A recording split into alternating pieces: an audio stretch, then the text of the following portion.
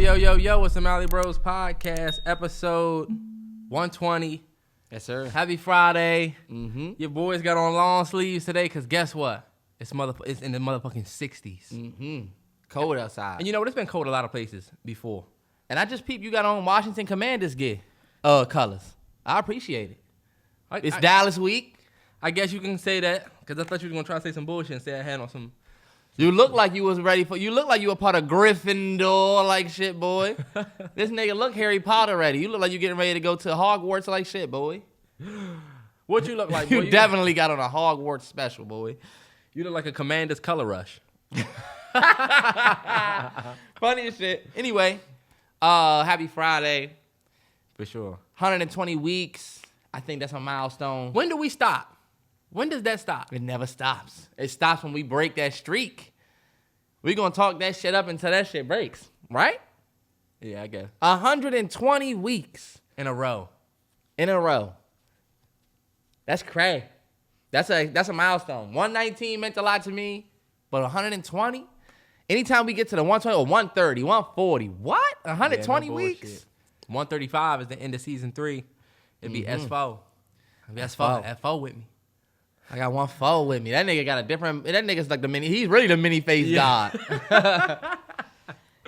But I don't know where you want to start off. I wanted to start by saying that it is getting cold as fuck, bro. Yeah, brody. That's what I had put on here first. It is getting cold as fuck, and I'm proud of myself because I did a lot of shopping before the winter sales, and you can still catch some winter sales because a lot of the long sleeve shit ain't really in demand right now. It's just getting ready to be... You might be too late. Nah, yeah, you're right. You might be too late. You might be a little bit too late, but you could definitely catch that end of winter sales. But you talking about summer shit for next year, though, right? No, I mean like getting your long sleeve shit while it's 30% off because ain't nobody buying it because it's getting ready to... Oh, no, you're fucked. If you're waiting until now, you're fucked. I know. I done bought hella sweaters and stuff, though, like last week. Yeah. That was in the last sale part. I'm like, these motherfuckers sleep. Y'all still want to buy y'all shorts. Because at this point, you're going to get end of season shit. You're going to get like the end of the season so you can get your summer shit for next year. Exactly. And then is it just me or does it feel like the summer just came and went fast as fuck? I don't think so, man. It's been hot for a minute. Nah, bro. It's been hot. September definitely started, and we're already at the end of September. I felt like I don't know what the fuck happened this month. It's October tomorrow. What? Yeah, October 1st. Oh, because Friday. Mm-hmm. I'm about to say, look, this motherfucker speeding it up even more. Yeah. But it definitely this month definitely went by fast. But I also think September's to me always go by fast. It's the season change. You know what I'm saying? Mm-hmm. You're doing everything that you can. Like y'all gotta look. We about to have to start thinking about Christmas, Thanksgiving, New Year's. Yeah. This where your money really gets spent. That's a fact. But I love the holidays. I'm so excited for the holidays. I'm excited for the holidays too, but like, man. How you feel about the snow? Are you a snow person? Do you like the snow? Y'all know at the beginning of this year, I posted that video over there by the balcony with the snow because it was like the first snow that we got for the year. We didn't get snow until January this year, I don't think. But I would say I'm a snow dude, but like I've graduated from fucking with snow. Now I don't like snow because I gotta wipe the shit off my car and make the road slick. Oh, we gotta get Dad that snow blower. Remember we said we was gonna get it? Nah, yeah. How much them drinks cost? Right. Well, this one's $3,700. That's probably the best one you can get. Yeah. Show us the medium one, nigga. Pause. So we talking about snow blowers and your mind go there, then what's wrong with this nigga? Nah, that's just funny because, bro, you have to pause that. The medium snow... All right, anyway. How much are snow blowers? Anyway, if you go back and look at some of our old vlogs, we had some snow days. Nah, yeah. We had one called Braving a Blizzard. Mm-hmm. Yeah. It was snowy as shit. That's back when we was in back when we was at 102.15. That's when my Broncos won the Super Bowl. I've been online for a long time. Nah, no bullshit. 2015. Where your vlog at this year, though? It's up there. Don't answer that. Because he ain't got it.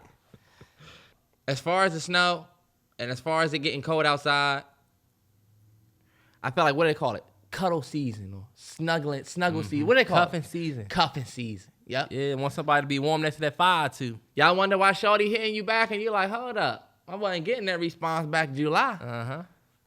Now, Winter dating is... Shorty's looking to take them, they looking to take the matching pajamas pics. Yeah.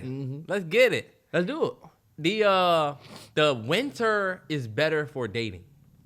Winter is better when you try and meet somebody on some intimate shit. You know what I'm saying? Like dates.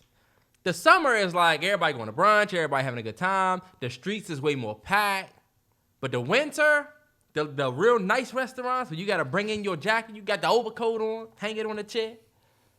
That's where you really get to know somebody for real. Nah, the jacket season. I'm not looking forward to that. Me either. I fucking hate the cold so much. You put on a fresh ass outfit and then realize you got to put a jacket on? Damn. You know what I always admired though? Sound like a nigga that can't drive. I admire the people that live in like Minnesota. Yeah. That be out here that be like, bro, where I'm from, this is nothing.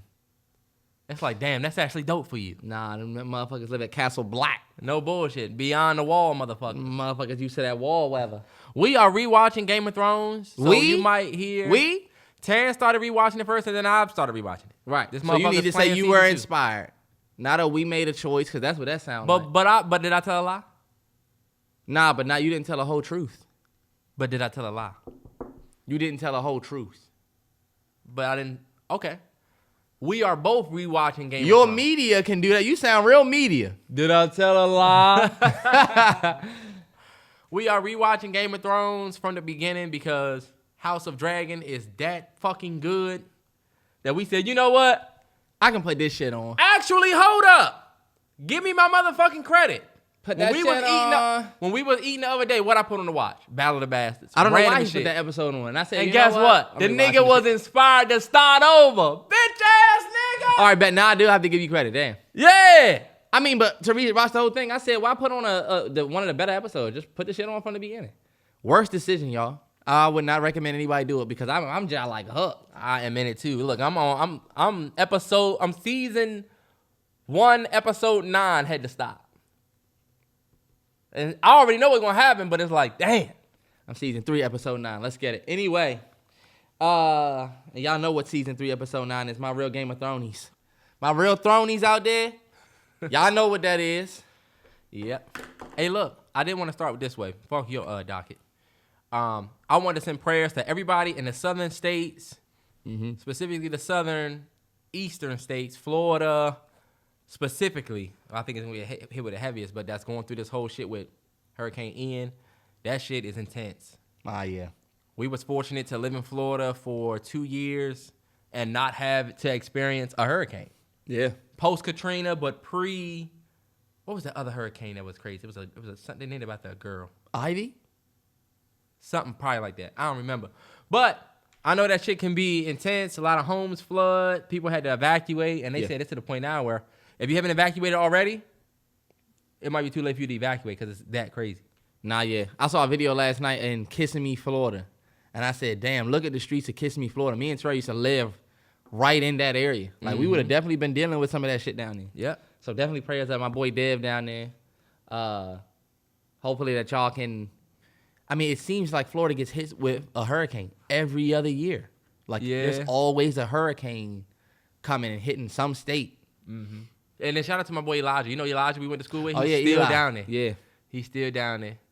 And so, just sending big love to everybody down there. And hopefully, if there's any support or anything that's legit, that's not somebody trying to steal money for become a millionaire, definitely send it my way. I'll definitely donate. I've been doing a lot more donating, bro. GoFundMe's. Yeah.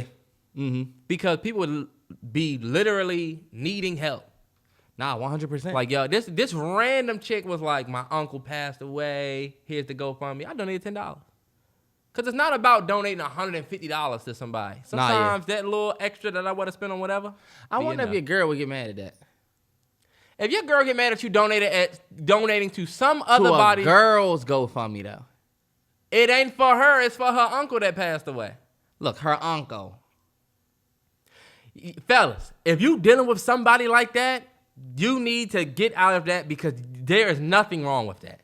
I don't think it is. Hold on, Terrance. Would you have an issue if your girl donated to Nah, I'm just saying, you know how your girl have an issue. I got a question for you then. Your girl's ex has a family member that passed away. Yeah. She donates to the GoFundMe. You I'm cool not with mad that? at it. Nah. All right, I'm bet. cool with it. Only because I know you had to a see what you was gonna be. I don't think your ex becomes the enemy like how most people do. I think your ex is somebody you went through some shit with. And I think people will have love for their ex whether you're in their life or not. That's just a reality. Yep. If you think that the person that you with fucking hates their ex's guts, if their ex didn't do nothing crazy to them, then low key, I don't think I can understand them still having love for that person and still looking at that person like a, you know what I'm saying? So I wouldn't be mad at it. It's not like he's in, and it's not like, you know what I'm saying? I say the same thing. She's going to the funeral and holding this nigga's head in a pew, you know? Mm-hmm. You do gotta watch that nigga though. Nah, because yeah. sometimes the ex will use that death and use your girl to grieve, but there's got to be a boundary. Nah, yeah. Because she the only then your one girl that gonna be like, yeah, understand he me. doesn't have anybody else. And bro, people have been through shit Nah, like that. 100%. And you don't want to be fucked up, or you don't want to be, what do they call it? You don't want to not show sympathy or empathy. But at the same time, I think it really is about the person that you with though. If the person you with is like a pleaser, then they can be taken advantage of more than somebody else who might not be. Mm-hmm. When you a pleaser, it's like, damn, I gotta be there for the world. But yeah, just to finish that off, prayers up to the southern states. Absolutely. Mostly Florida. Prayers. All right, Terrell, we're gonna start this off on a different foot. Would you rather, and I saw this on, I don't know, $200,000 in cash or coin flip for $40 million? I saw that. What you gonna do? Give me that $200K. But you got a 50 chance of getting $40 million. Put it like this. When I walked up to this event, if somebody just randomly asked me that, I didn't have $200,000. And now you ask me to do a coin flip to get $40 million, right? Mm-hmm. And while $40 million, the coin flip will be good, I just feel like the way that my odds have gone in life, that's why I said they wouldn't want me go on Deal or No Deal. Because soon as they open that case, a couple first cases, and then they say, all right, the banker said you get $574,000. Deal. I don't need that million in that case. I don't give a fuck if it's $1 million right here. I'm taking that $500,000. I'm gone. Man, I had a span where I was watching nothing but Deal or No Deal, and I watched people fuck themselves out of some good money. Go home with $17,000. I would probably do the coin flip, because think about it. Are you worse off if you don't get the money? You the same place you at now. But then again, what if you really need the money? If you really need the money, then yeah. Nah, you're right. And I feel like people would say $200,000 cash. Why the fuck would you take $2,000 cash? I would do the coin flip. But low key, I feel like $200,000 cash that I didn't have before I walked up, I'm not doing no fucking coin flip. Because what type of coin flip is this? Are you going to be the type of nigga to catch the coin and then pap it on your hand? Oh, I didn't like that. Let it drop. Are we going to let it drop and then it hit your shoe and do the roll and then turn? Nah. I'd rather you just give me the $200K cash and I'm walk off. If you win the $40 million, bet. Cool. I don't feel like I'm that starving for real. I probably would do the $200K too. I thought about it. But like, damn, what if you flip and you on tails and get $40 million? Okay, bet. Let's say you had the opportunity to get $200K cash. You did the coin flip and lost. That walk away is tough. That walk away is tough. Damn, I could have had that walk back to the car. Yeah. You pulling up to the Chick-fil-A, let me get a number one. You pulling out your money. Damn. I could have at least had $200K. Nah, that's funny as shit. You know what's funny though? What? If you would have not take the $200K, people would call you dumb anyway. Like say you lose. It was a coin flip. So I just flipped to see if I can get the 40 and I lost. But you had the option to get $200K? You dumb motherfucker. Either way, they're going to call you dumb. Because if you take the $200K and say it was a coin flip of $40 million, then they're going to say, you a fucking idiot. You should have did that. You could have had millions of dollars. No way you're going to win. Because this is what I'm going to do with that $200K. I'm going to go and get an LLC. And then I'm going to open another LLC. And then I'm going to open a cryptocurrency. $500 in each crypto. DraftKings. Random as shit throwing in the DraftKings. This random too. Hey, is it Aint Jemima or Aunt Jemima? It is 100% Aunt Jemima. Something's wrong with y'all. There's no such thing. We grew up saying Aint Jemima. What is an aunt? Y'all just ignoring the U? I didn't even say Aunt. Aint. Ain't. Ain't.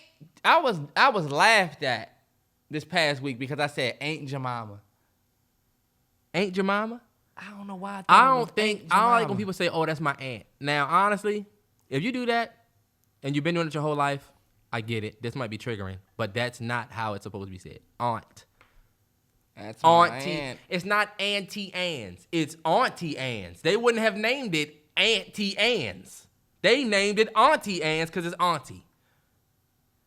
It's never been Aunt Jemima. Yeah, I don't know why I thought it was Aint Jemima. This is random. Aunt Jemima. Power book. Auntie. Auntie. Now, he took the A off. Yeah. Auntie. Funny as shit. But yeah. One thing that I did want to talk about, y'all probably saw this last weekend, so it might be old news to y'all, but we never talked about it. It's looking like it's about to be a Navy Super Bowl. Oh, Talk yeah. that talk to me, yeah. Let me let y'all know. Rihanna, one of the GOATs, is slated to do the Super Bowl this year. No side piece. We don't have a Bruno Mars coming out on our stage. All right. This is where, see. We don't have a Bruno Mars coming out on our stage. Y'all see how we be chilling and motherfuckers like to Navy. come for us? Because guess what? What you about to go up there and perform? Your old shit? Meanwhile, we break it. We not letting nobody break our soul on this side. We working on a new tour. What did Jay say in God Did? I'll tell you what Jay-Z said on What he say in God Did? He said, what? how many billionaires can come on Hove tour? Hove crib. From Hove crib, I count 3. Me, Ye, and Ree. He didn't say B. Sorry. So now I'm just talking shit. You got her fucked up. But for real. Let me tell you something. You know what Jay-Z also said on Ape shit? I said no to the Super Bowl. You need me, I don't need you. Ended up partnering with them. Every night we in the end zone. To the NFL, I need stadiums too. But Fuck out of here. You know what that's on the strength of? Beyonce. You was at the On the Run tour. You was in Club Carter. You was in the red carpet. You was on the bottom. You came in the back of the stadium at what was it? First Energy. First Energy. You came out on that field. Who was more fans out there? Was it more J fans or B? Let's be completely honest. We were there for and B. I love J. We were there for B. Them niggas knew all the dance moves and everything, the formation behind us. Nah, you're right. All I'm saying is this. Let's get back on the Ree thing, because I just want to talk shit to the Beyonce fans. But shout out to her. But what's she going to perform? Are you kidding me?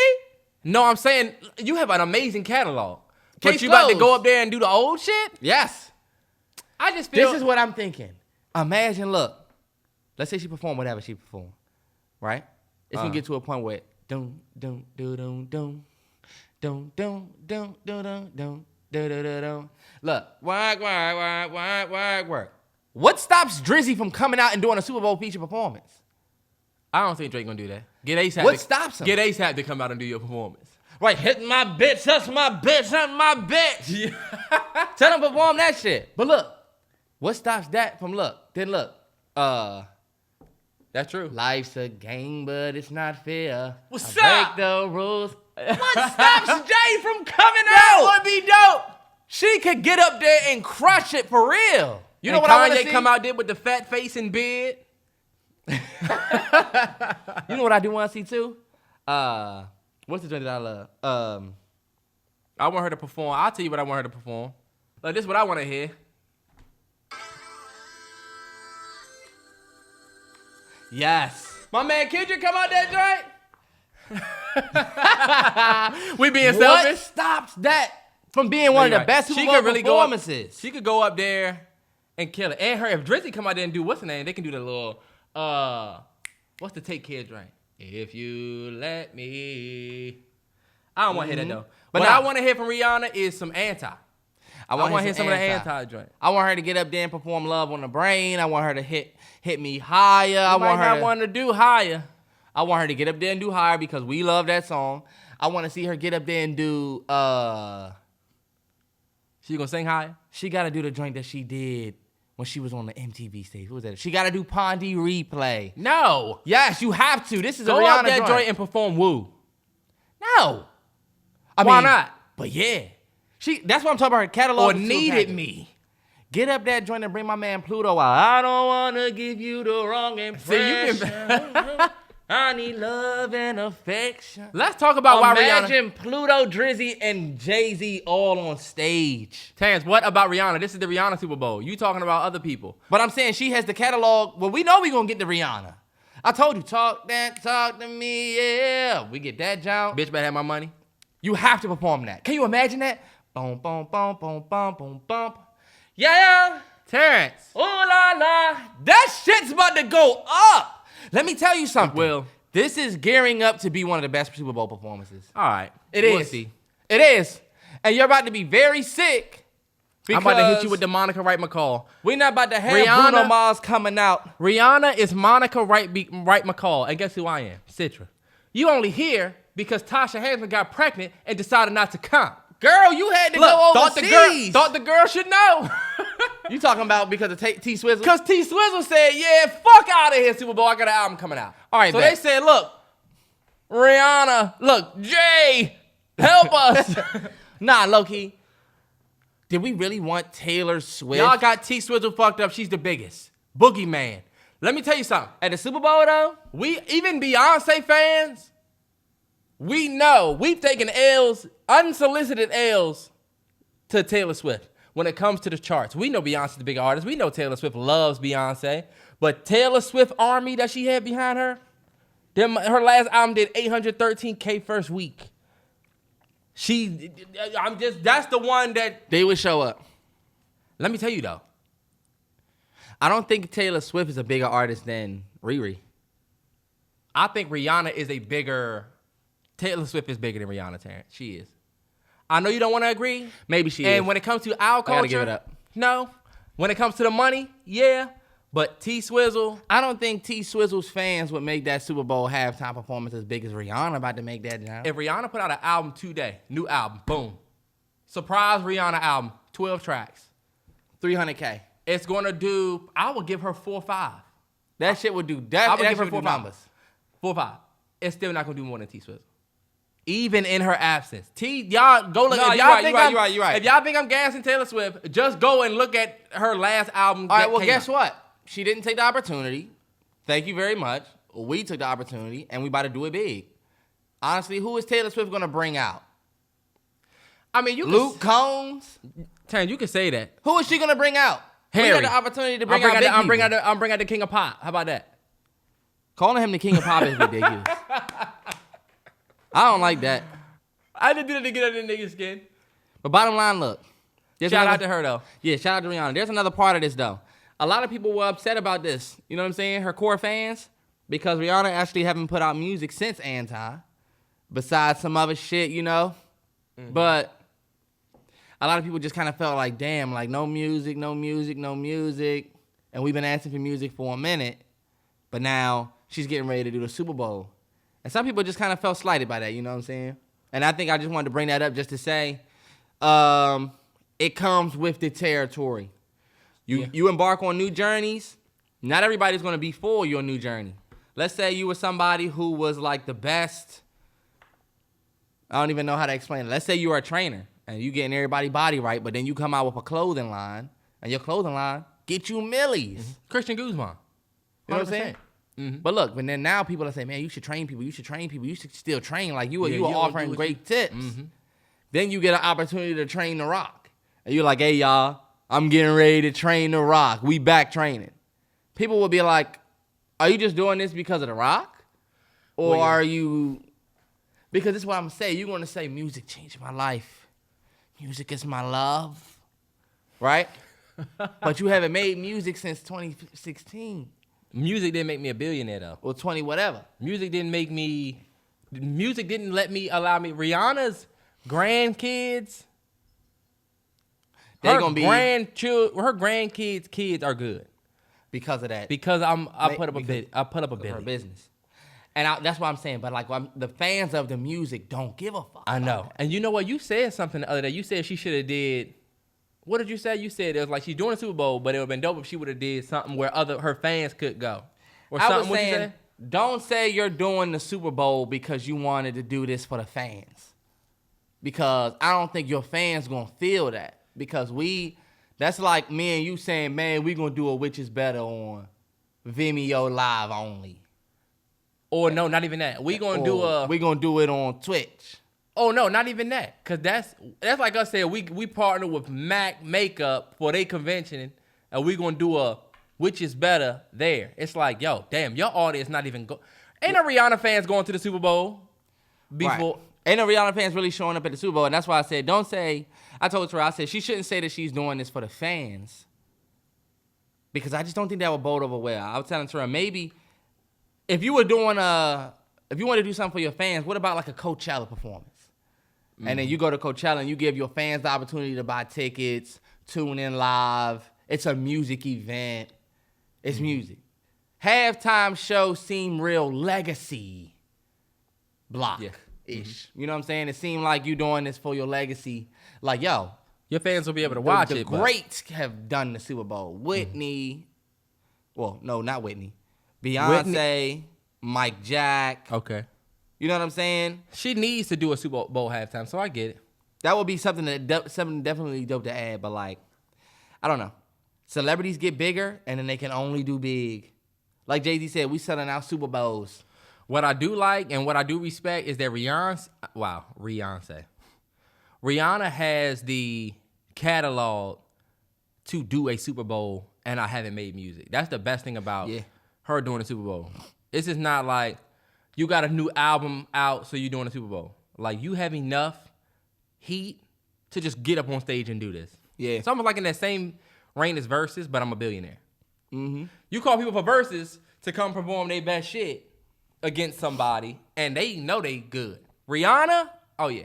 I can get up on the Super Bowl stage and kill it with all music that came out years ago, and it's still gonna be fire. And still gonna be fire. She gets the benefit of doing this though, and like she don't have to come out with new music. Mm-hmm. I think when Beyonce did the Super Bowl, she had a new single. I think it was Formation. Yeah. And it was about, like, her album was OT Dub. That was on the heels of Lemonade, yeah. Or already here, yeah. On the right before or right after. It's like that Versus wave. You know what I'm saying? The Ja Rule concert wave of performing your old music. Why not be able to do this on like one of literally the biggest stages? Yeah. So, I don't know. We'll see. Hopefully that's gonna be fire. Shout out to Riri, man. That is actually dope. She's a billionaire. You can say what you want. If she got up there and it was all Fenty on the stage, we gotta stop doing that. It's gonna be dope. Her being a billionaire, I'm happy, but we don't give a fuck. I'm happy that you're a billionaire, but we're gonna stop saying that people deserve respect just because you're a billionaire. I'm not saying that. I'm saying, like, if she did want to get up that joint, it'd be a Fenty show. Hey. Nah, we not fucking with that. No, it ain't gonna be no fucking Fenty show. Get up there and do your music. Otherwise, you could have let T Swizzle do it. T Swizzle said no. All right, bet. Well, we could have got somebody else up here. We don't want to see no makeup shit. We don't want to see that Fenty bullshit up there. No offense, Rihanna. This is a Super Bowl stage.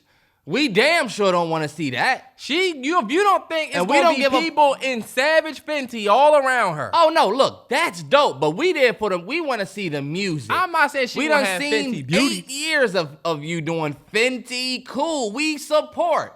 Don't say you about to get up on this stage and then have a whole bunch of Fenty shit going on. You can have Fenty people up there, but we really want to see Rihanna do the music.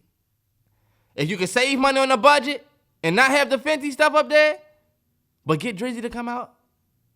See, that's what you want. You want her to perform songs and have features and shit. I would love to see some of your catalog, some of your best songs in your catalog are with other artists. And we would love to see Rihanna up there with some of the artists we still got. Like, how dope would that be to see on the Super Bowl And it would stage? still be a celebration and an ode to her.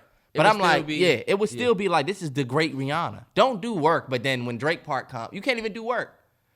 Because when Drake Part come, you're going to have to just stand there and listen to him. We don't want to do that.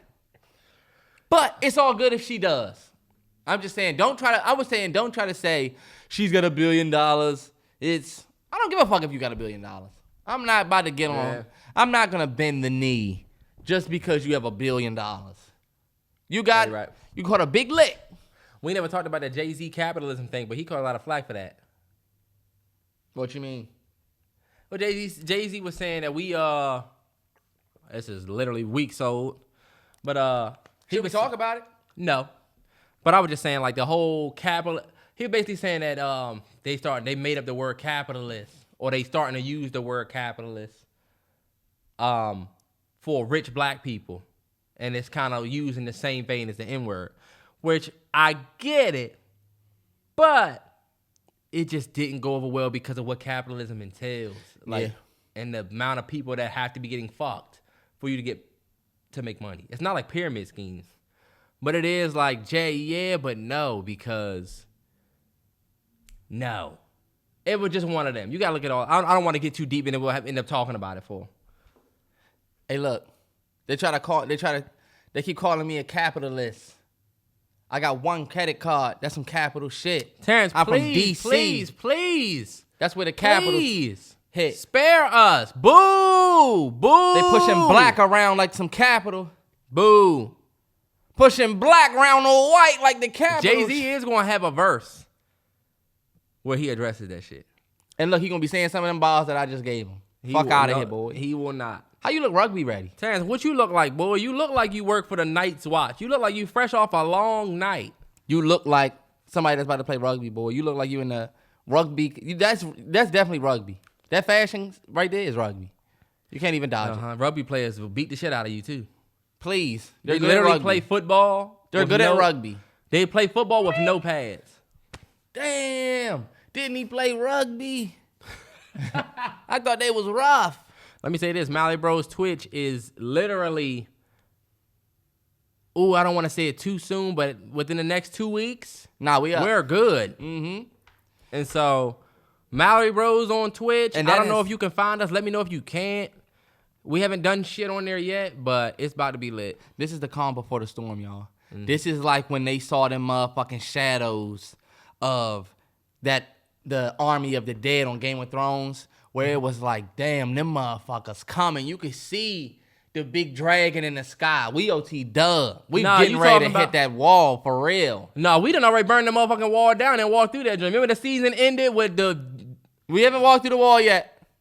Damn, I just ruined it for somebody who might not have seen it. We ain't walked through the wall yet. If you haven't seen it, then you're tripping. It's literally been years since the finale. I ain't tripping off spoilers. Terrance, why we haven't walked through the wall yet? All we gotta do... No, because I don't think you walk through the wall until you actually start. Like, we haven't made no type of actions yet. We're prepared. Right, still standing there with the spear looking up at the dragon. All right, but look, MalloryBros Twitch. Let me just tell y'all, it's going to be everything that we be wanting to do that we can't do. Like certain tier lists, watch certain videos, react to certain shit. It'll just make it way easier for us to do it on live stream, be able to, build a new subscriber base on that side. And there's still going to be Patreon specific content, of course, always. 100%. For sure. But the Twitch also is going to lead to more content on YouTube as well. More content on YouTube as well. Hell yeah, for sure. I can't wait. But we didn't talk about this last week. But the question was, are you, you asked this. You said, are you tired of your job or are you tired of the motherfuckers there? Yes. Yes, bro. And the reason why I asked that question is because I've been going to the same gym for like a year. And I told Terrell, am I tired of the gym? I was telling him, I'm tired of the gym. I'm like, damn, am I tired of the gym? Or am I really just tired of everybody that's in the gym? And look, they're not doing nothing to me. They're not doing anything to me. But y'all are like wallpaper. And that might sound low, but it really ain't. Because when I think about it, when I go to the gym and sometimes when you go to work, you go in there for yourself. Meaning if I was in a different place, I wouldn't really be here. I'm not coming to this gym because I love the people in here. I come to the gym because I'm doing this for me. So I was telling Terrell, when I go in that joint and seeing the same faces every day, when you go to the gym often, like 5 days a week, sometimes you kind of get tired of the environment, seeing the same people when you walk through, seeing the same people that are in there when you in there. Sometimes the repetitive aspect of seeing the same people can just be like, fuck this. I told you, am I tired of the weights? No. Well, let me ask you this. Am I tired of the exercises that I'm doing? No. Well, let me ask you this, because you said, are you tired of your job? Yeah. But then you talk about the gym. Well, that's why I brought that up. The gym is a place that you choose to go to, where work is more so like, you gotta go to work. And what if you hate the job you do? Nah, that's my thing. Because you used to work and you did not like it. But did you not like the job? I think you like the people you work with more than the job. I disagree. I liked the job, and I don't think I was able to do the job the best that I could because of the people I worked with. Oh, yeah. That is You know what I mean? And I think the only reason why I brought the gym up is because sometimes the gym is not somewhere that you choose to go. After a while, sometimes you feel like I got to keep going because I got to keep shit together. And that's why when people say you go to a new gym, you just got like that new energy. You like almost reinvent yourself in a way. Same thing with a job. That's why I told Terrell, when you have a job, are you really tired of your job?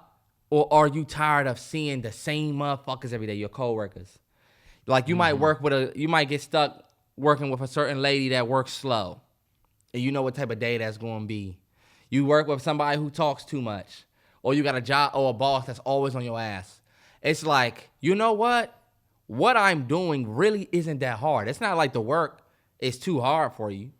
It really just be, damn, I got to come back here again and again and again, see these same faces every day. I just feel like it gets old. It's a reason why, for my niggas who play 2K, you play on your My Player, you ever be playing with a team so long that you like, man, fuck this team. You could be playing with the Warriors, and you can get to a point where you like, you know what? I don't want to play with Steph Curry and Clay and Draymond no more. I'm about to trade myself to the Bulls. And look, you trade your player to the Bulls, and you just start cooking. You just start playing way better. You having way more fun with a new team. And I was telling Terrell, like, it's like putting yourself in a new environment. I think it... And when you stay in one environment for a long time, I don't know what aspect of that environment are you really tired of? Are you tired of the work? I can see getting tired of shoveling something or doing some strenuous work. But for most of us, are you really tired of the work, or are you tired of the people? Because people have a big effect on how your work go. Or I would say it depends on what job you do. 100%. You know what I'm saying? Because I used to know some people. We hired this girl on the sales floor before from Home Depot, and she hated it because she wasn't really the talkative type. Yeah. The go up to you, hey, how can I help you? So she just hated the job. She fucked with everybody, which ended up being a problem because you don't like the work you're doing, but you fucking with the people. Yeah. And so it really does truly depend on the job you do. But for some people, like... I don't think so, though, Terrell. You know what? I'm pulling that back. I don't think it depends on the job you do. I think it depends on the job you do, Terrance, because I could like the people that I work with and not like the job I do. I know a lot of people that love the people they work with, hate the job because they want to do something else. I'm tired of working retail. I'm tired of working this. And it'd be the job that they don't like. It's people that work a job for 10 years, 15, 20 years, and these years go by like a blur. And I think it's because of never changing the environment. You know what I'm saying? If you work a job where you don't like the people there, you ain't gonna work there for that long. I can't deal with this shit. And you move on to a new environment. And that new environment normally enhances your life. You get a new job, you start talking to people about different things, and you start doing different things. But you work the same job, you work with the people who do the same shit, you see the same people every day. Life start feeling like a blur, and a day start feeling like a week. And next thing you know, weeks have gone by, and you just feel like nothing has really changed in my life. Because what am I majority doing? I'm majority going to work. The main thing I'm doing is going to work. So going to work doesn't feel like I'm doing anything anymore because it's so repetitive. Same thing with the gym. Going to the gym can be like, what the fuck am I doing in here? Same motherfuckers coming in. But you see, doing that's the same thing. I would argue that that's more the environment than the people. And that's what I'm talking about. But the people are a part of the environment. It's like a plant.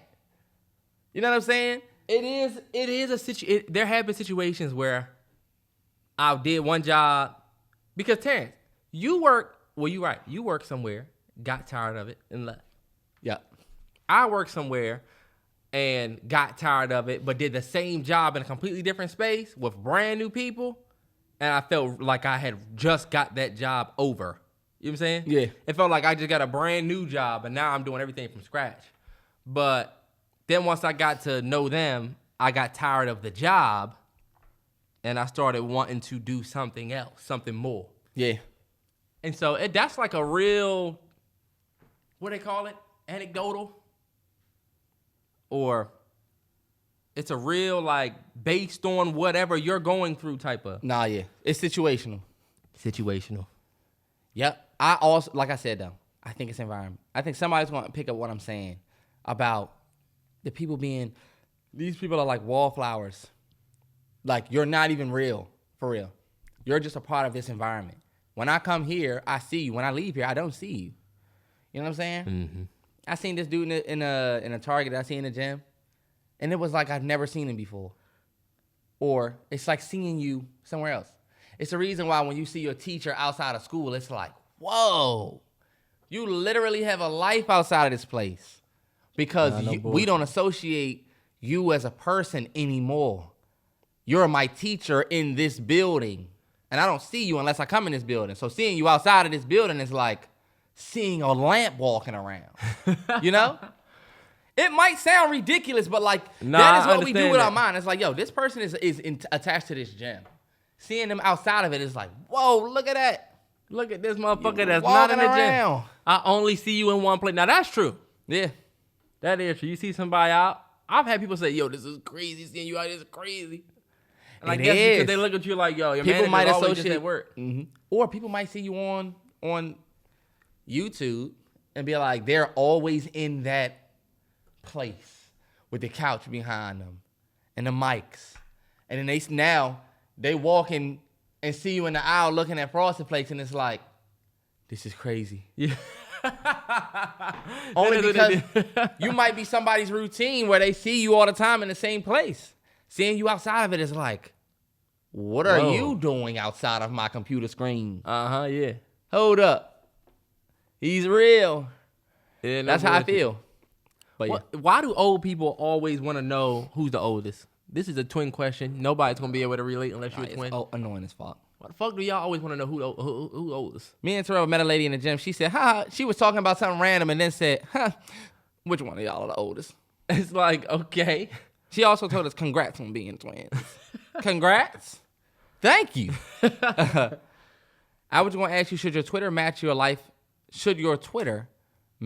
real life personality? This is a good question that I wanted to ask Terrell. And basically everybody else, because I know That what you said? You said basically. Y'all hear the silence mean somebody got in trouble?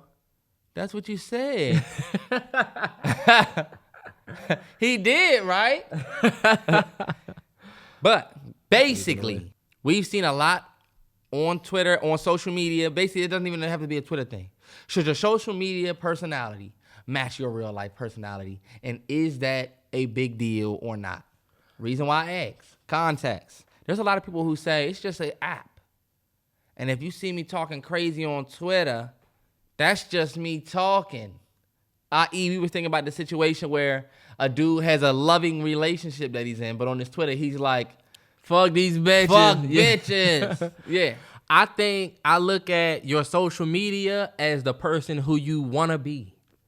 That's the dangerous thing about this meta thing they got coming. Because guess what? We've seen you niggas do it with 2K. You are who you are, but your 2K nigga has an Odell Beckham mohawk covered in tats. He's way stronger than you. He's not the same complexion as you. It's not even the same complexion. You seen you with the white boys that have the black 2K players. That's so random. But online, on a not so extreme level when it comes to social media, you can be whoever you want to be online. But that's the key. This is who I believe you want to be. Anybody that follows me on Instagram or Twitter and listen to this podcast or meet me in real life, I try my best to be the same person. And if anybody that starts a podcast that asks me for advice, one of the main things I tell them is don't try to get on camera and be cute. Don't try to get on camera and have your on-camera face or your on-camera voice. Just be who you are. And people either going to fuck with you or they not. Yeah. So I look at people that get online and they're different. This who you really want to be. Like the nigga that's online saying, fuck these bitches. I could give a fuck about a bitch, but you in a relationship. You want to live that life. Yeah. That shit is a red flag for anybody that's dealing with something like that. If you got a girl that says, "Oh, fuck these niggas," a nigga could never do shit for me type shit when y'all in a relationship, that's a little bit of a red flag. Because it's like, dog, is this really how you feel? Because you not going through this with me. Like, why? Maybe they've been through it before. What if that person's response was, it's just Twitter. It's not that important. It's just like me. I'm just on there having fun with it. I feel like if this was 2012, or for the youngins, Instagram is 3 years old, or I just think Instagram is such a big thing now. Twitter is such a big, social media period is such a big aspect of life. News breaks on social media. We found out this person died because their son posted on Twitter from the page and said, our beloved has passed type shit. Right. Like, it's dead ass news. I don't use news apps or watch the news anymore. It's not because I don't care about the news. We used to wake up every morning and watch 9 USA, remember? Mm-hmm. Leon, whatever, his drunk driving ass from ABC. We used to watch them in the morning because we were trying to figure out the weather, see if we was out for school days. Yep. When it was snowing and shit. But now, them kids ain't waking up, turning to Channel 9, looking at that ticker at the bottom. I can go online and see if we going to have school. It was like that towards the very end for us. Yep. Where you can go online and see it. Mm-hmm. But I just think shit changed. But I'm going to let you give your take. Cause I'm kind of right there with you where I feel like it's definitely, you have a choice. It's like Ready Player One, Mm-hmm. That dude the girl was a dude. Yep. And it's just because that's who she wanted to portray herself as in that world. So low-key, I'm going to say the same as Terrell saying, I think you should definitely match your social media personality with your real personality because at the end of the day, you're going to want that shit to add up. You got a lot of people who get on now. Think about it. You go viral for some shit that's honorable. Mm-hmm. And now people are going to pull up your old tweets and say, but this you? Yeah. Right? Then you're going to be trying to say, oh, that was Twitter. It's not going to go well because you want us to believe what you're saying now. So I think it's just about understanding you about to grow up and get on a more mature level with the shit that you're saying. You can go look back at tweets that from me from like probably 2009, 2010, where I might have been saying some reckless shit. But like that was me over 10 years ago. Yeah. So like even back then, it's like you should definitely think about the fact that you're going to age with this social media shit. You're going to age. I give a big shout out to the people who have photos on their Instagram that date all the way back to like 2015 and they just always just kept posting. They have 1,000 posts. That to me is dope because most of the time that person is who they are. Yeah. And you can see the growth. Me and others who have less than 30 pics, all of our pics are from this year. It's hard to see exactly who you are. It looks like I'm showing you who I want you to see. And that's the thing. People are erasing growth. It's funny we talk about the many-faced God because that is literally what people are today. Many-faced gods. This is my thing. Meta, the way they market this meta shit is you might be I talked to my boy Don Sell about this. Shout out to him. But we were talking about this shit one day, and I just thought about it. But we was like, yo, you could be in a wheelchair. Yeah. But in the metaverse, since we're doing a virtual meeting, you're walking into the meeting now, and you look however you want to look.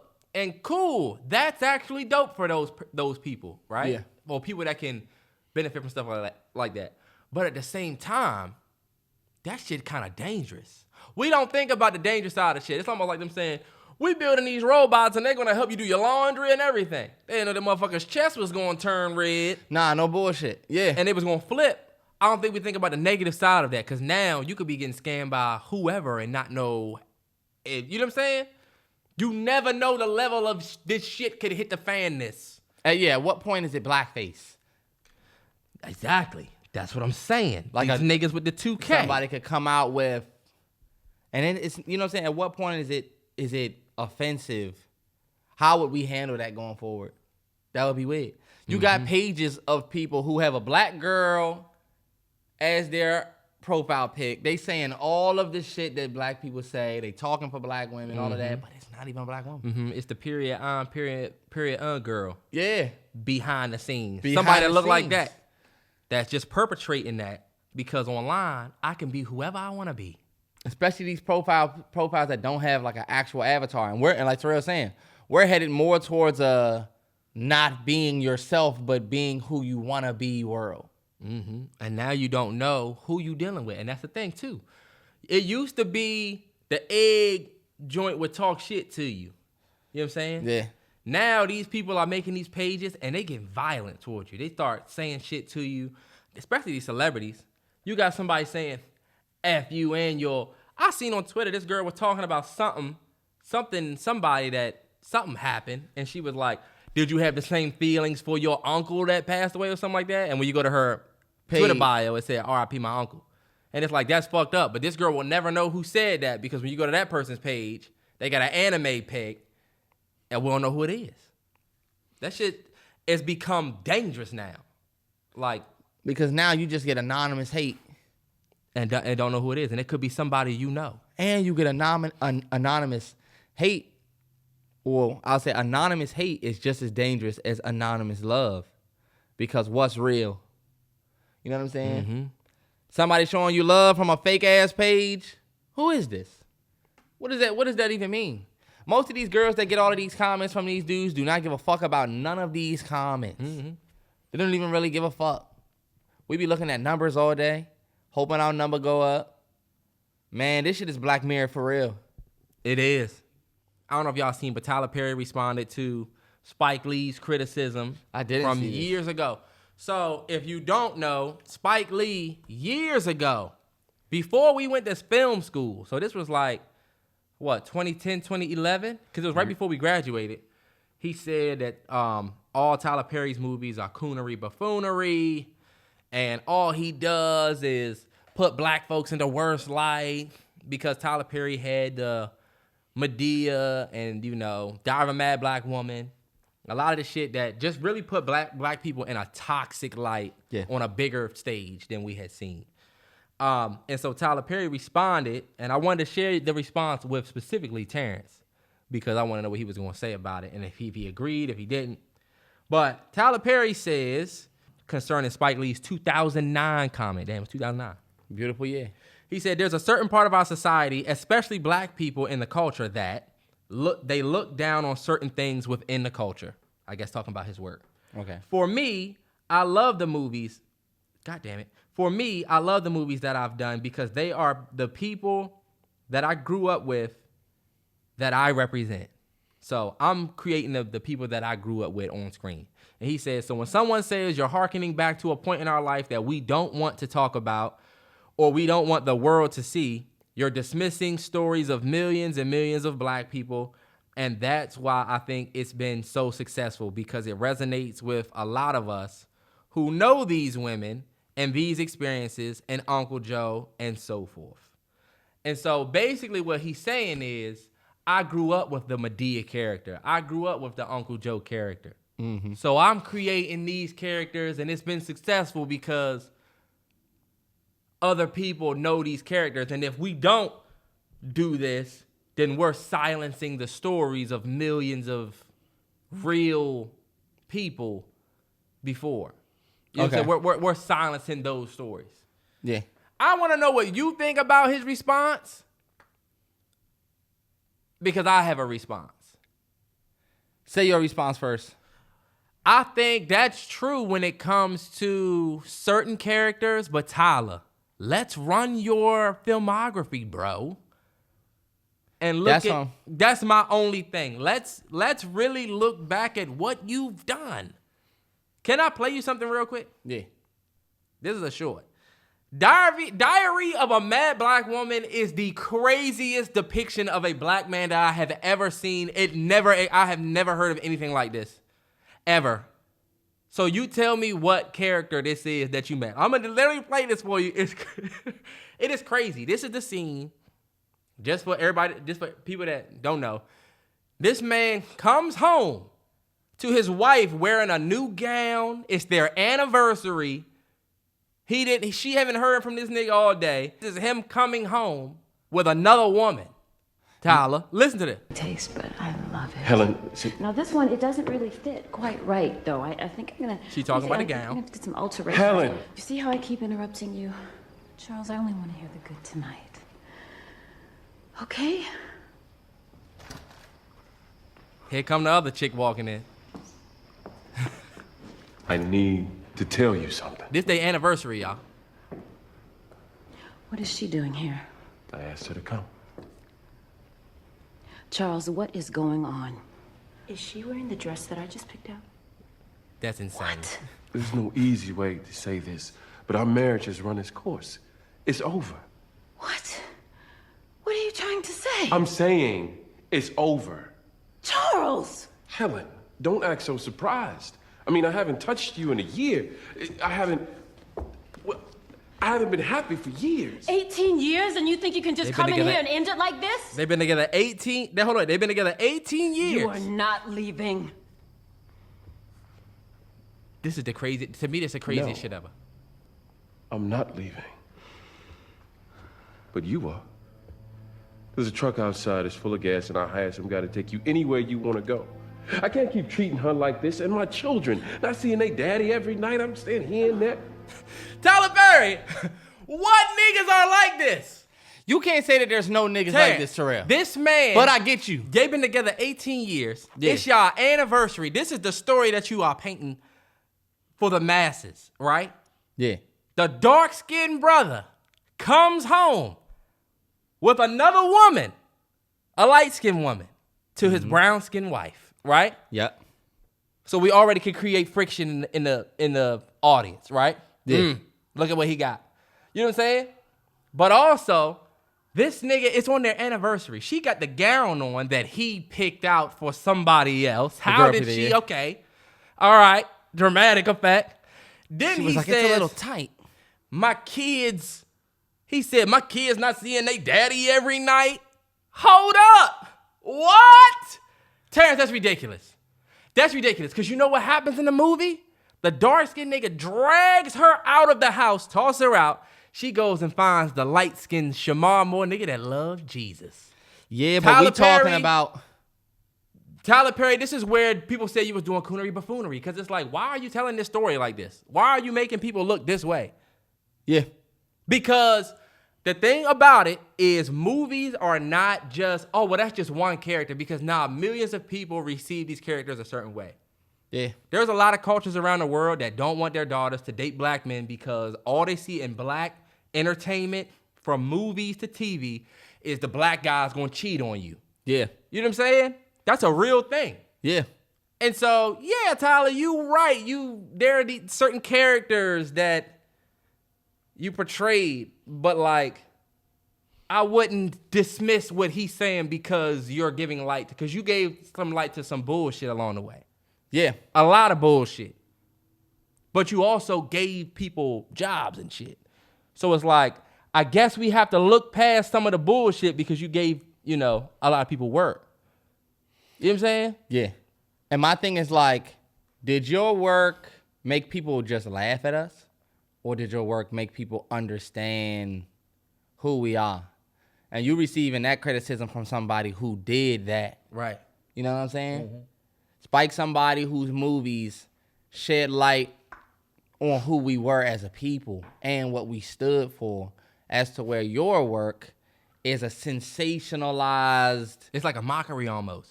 It's like I don't know. I don't think that his work puts us in the best light. I don't think your work does anything but entertain. But teach where? I think maybe with for colored women. I think maybe with a family that prays. For Colored Girls was another one that was ridiculous. I mean, that was good though. But that's the thing though. I don't think just showing, because there's black men that do fucked up shit in his movies, that, you know what I'm saying, like there's infidelity in our community that we can shed light on. But That's there's true. another side of it, you know? That's true. But I think if you have a pattern where it's always that. Yeah, 100%. And I think Spike Lee calls his stuff coonery buffoonery because of that. Because we are going to laugh we're going to laugh at our pain in a way. You know what I'm saying? Laugh at my pain. That's what it would be. That's what it feels like with Tyler Perry movies. It don't feel like, I don't know. And I'm not here to just shit on Tyler Perry more Nah, so for than I'm sure. just saying. I understand why Spike Lee makes that comment because of the movies that he makes. I don't think that he makes. I mean, honestly, some of them last ones Spike made. That Chirac joint was rough. He definitely has some rough stuff in Spike haven't had the cleanest, but he's done a lot more good. And this is my thing. Tyler Perry has some movies that I love. Why'd I Get Married? I love Medea's Family Reunion. Mm-hmm. It's a bunch of movies that he has that I love, but I'm just not going to dismiss. I'm not going to let you get that off, Tyler. You're not going to say, oh, well, if I didn't tell these stories, I'm dismissing stories from millions of. I'm just not rocking with that. Nah. I'm not rocking with it either because, well, I understand him saying that, though. That is the response that I would expect him to say, though. Yeah. Because it don't have nothing to do with the film. It's just like about you. I'm telling stories from my childhood. If you don't like it, you can get the fuck. Cool. That's a response that I would expect to hear to the criticism of someone's work. Yeah. Somebody criticizing your work and you say, well, this is what I wanted to do. So if you don't like it, you can roll. You see how that's in no response to the real criticism? It's just basically saying, well, this is what I wanted to do. Yep. I think I personally don't like movies where we shed light on like black stereotypes and black satire and stuff like. I don't like to see the whole audience laughing at black shit. Mm-hmm. You know what I'm saying? You know, black people, oh, you know he gonna go crazy for that? Oh, you know, we black, so we black, us black people, we can never. I don't like comedy like that because it's like us making fun of who we are. Mm-hmm. It's not us being proud of it. It's just kind of like us making fun of it. Like, didn't he do the movie with Bow Wow? No, he probably didn't do that movie with Bow Wow. Which one, with Byron? Yeah. Yeah, that was 100% Tyler Perry. Yeah, see, you know what I'm talking that about? Was Medea's like Big Happy Family or something like that. Everybody lets he got a crazy baby mama. He's got a crazy baby mama. You know what I'm saying? That sheds light on our community in a bad way. And we're not saying that everything that you do has to be. We're not saying that everything you do has to be uplifting and it has to be right community building. But when majority of the shit that you do is from that cloth, you're going to have some people who have done certain things. That's going to call you out on it. Yeah, they're going to call you out on it. Right. Like, look at a filmmaker like Ava DuVernay. Yep. We're not laughing at any of her movies, you know what I'm saying, when it comes to, like, black folks. And most of her movies are about black folks. Mm-hmm. Everything that she does is literally made to uplift and bring a better light to our community. As to where you have people like Tyler Perry who we're going to make jokes about the community, we're going to make fun, we're going to point out and pull out the bads and stuff like that because people going to laugh and I'm going to make money. You know what I'm saying? Because look at Shade Room. You know what I'm saying? Yep. You could be a Shade Room filmmaker where it's like, oh, they about to come because we about to tell this type of story. That's why a lot of people will see me not like certain movies that come out, like that movie that's getting ready to come out with Jamie Foxx and John Boyega. I think it's called They Clone Tyrone. Like, the title of a movie like that automatically turns me off because we all know how stereotypical Tyrone in our community is. Mm-hmm. And then when I look and see that Jamie Foxx is going to play a pimp, I'm automatically turned off, yo. I don't give a fuck if it's different or, oh, well, you know, they actually getting cloned. They might be coming from an organization. This might be happening. I don't give a fuck. Because in the trailer, I'm turned off by, like, the corny shit. Because I feel like shit like that is very cringy and corny. Like, I don't want to watch this shit. Not because it's not good. I just don't want to see it anymore. I don't want to watch a whole movie of people making it seem like the world doesn't know we black. You know? I don't like for watching a movie where a black man's walking around. I'm a black man. You don't touch a black man. You know, this is a black man. A black man, you don't touch a black man's radio. You don't do this for a black man. That is old now. That is like, it's not funny no more. It worked for Rush Hour. It worked for the movies back in the day, but now I don't want to see a blaxploitation redo. Respond to the criticism that people have for you about how you wanted something different. Now you got something original and not slavery and not trauma porn. So what do you have to say about that? People that say, damn, you know. My thing is this. When we say we want something different, this is not what we was talking about. When we say we want something different, is this really different from what I don't like, y'all? It's a blaxploitation what do you call it? It's an ode to blaxploitation films. They're using the Cleopatra, not Cleopatra. They're using the coffee, all the blaxploitation films that I've seen. They're using that same font in the trailer. You know what I'm saying? It's an obvious ode to blaxploitation films. The same as what's the joint that Eddie Murphy did? Eddie Murphy just did a blaxploitation ode where it was like, I forget the name of that joint. Dolomite. Yeah. Dolomite is my name and something is my game. Do we really want to see this shit? That was a good movie. It was good, but like my thing, and I think it was good on the back of Eddie Murphy. If Eddie Murphy wasn't in that, I don't think we would be saying that movie was good. And my thing is this: there's nothing wrong with it. It's just for me, that is not the type of filmmaking that I would want to see. I told Terrell I don't like that. I don't want to see jive turkey films. I think it's time for us to put our foot on the gas pedal, move the pendulum forward for real. It ain't about just doing something different. It's about actually doing something of some fucking substance. We be trying to be funny and everything. Everything's a fucking joke. They cloned Tyrone. And Jamie Foxx is acting like a pimp. Yeah, and you got these And I don't want to see a whole bunch of, we black. Oh, yeah, black people. Oh, we black. Oh, why they do that? Because we black. And it's a whole bunch of stereotypical black, funny because we black. I don't want to watch that shit. Yeah. I'm sorry. I'm sick of laughing at shit like that. It's not funny to me anymore. Dolomite, the new Dolomite joint was written by a Jewish guy named Larry Karaszewski. And this new movie, They Clone Tyrone, was written by a white dude named Tony Rittenmeyer. So it is kind of weird. Where are these stories coming from? Because doesn't Jamie Foxx say he had a movie that was coming out that he didn't know if he was going to put it out because it was too edgy or something like that? Is this that? This ain't that, no. Because he has Robert Downey Jr. in that movie. And Robert Downey Jr. plays a Mexican in that movie.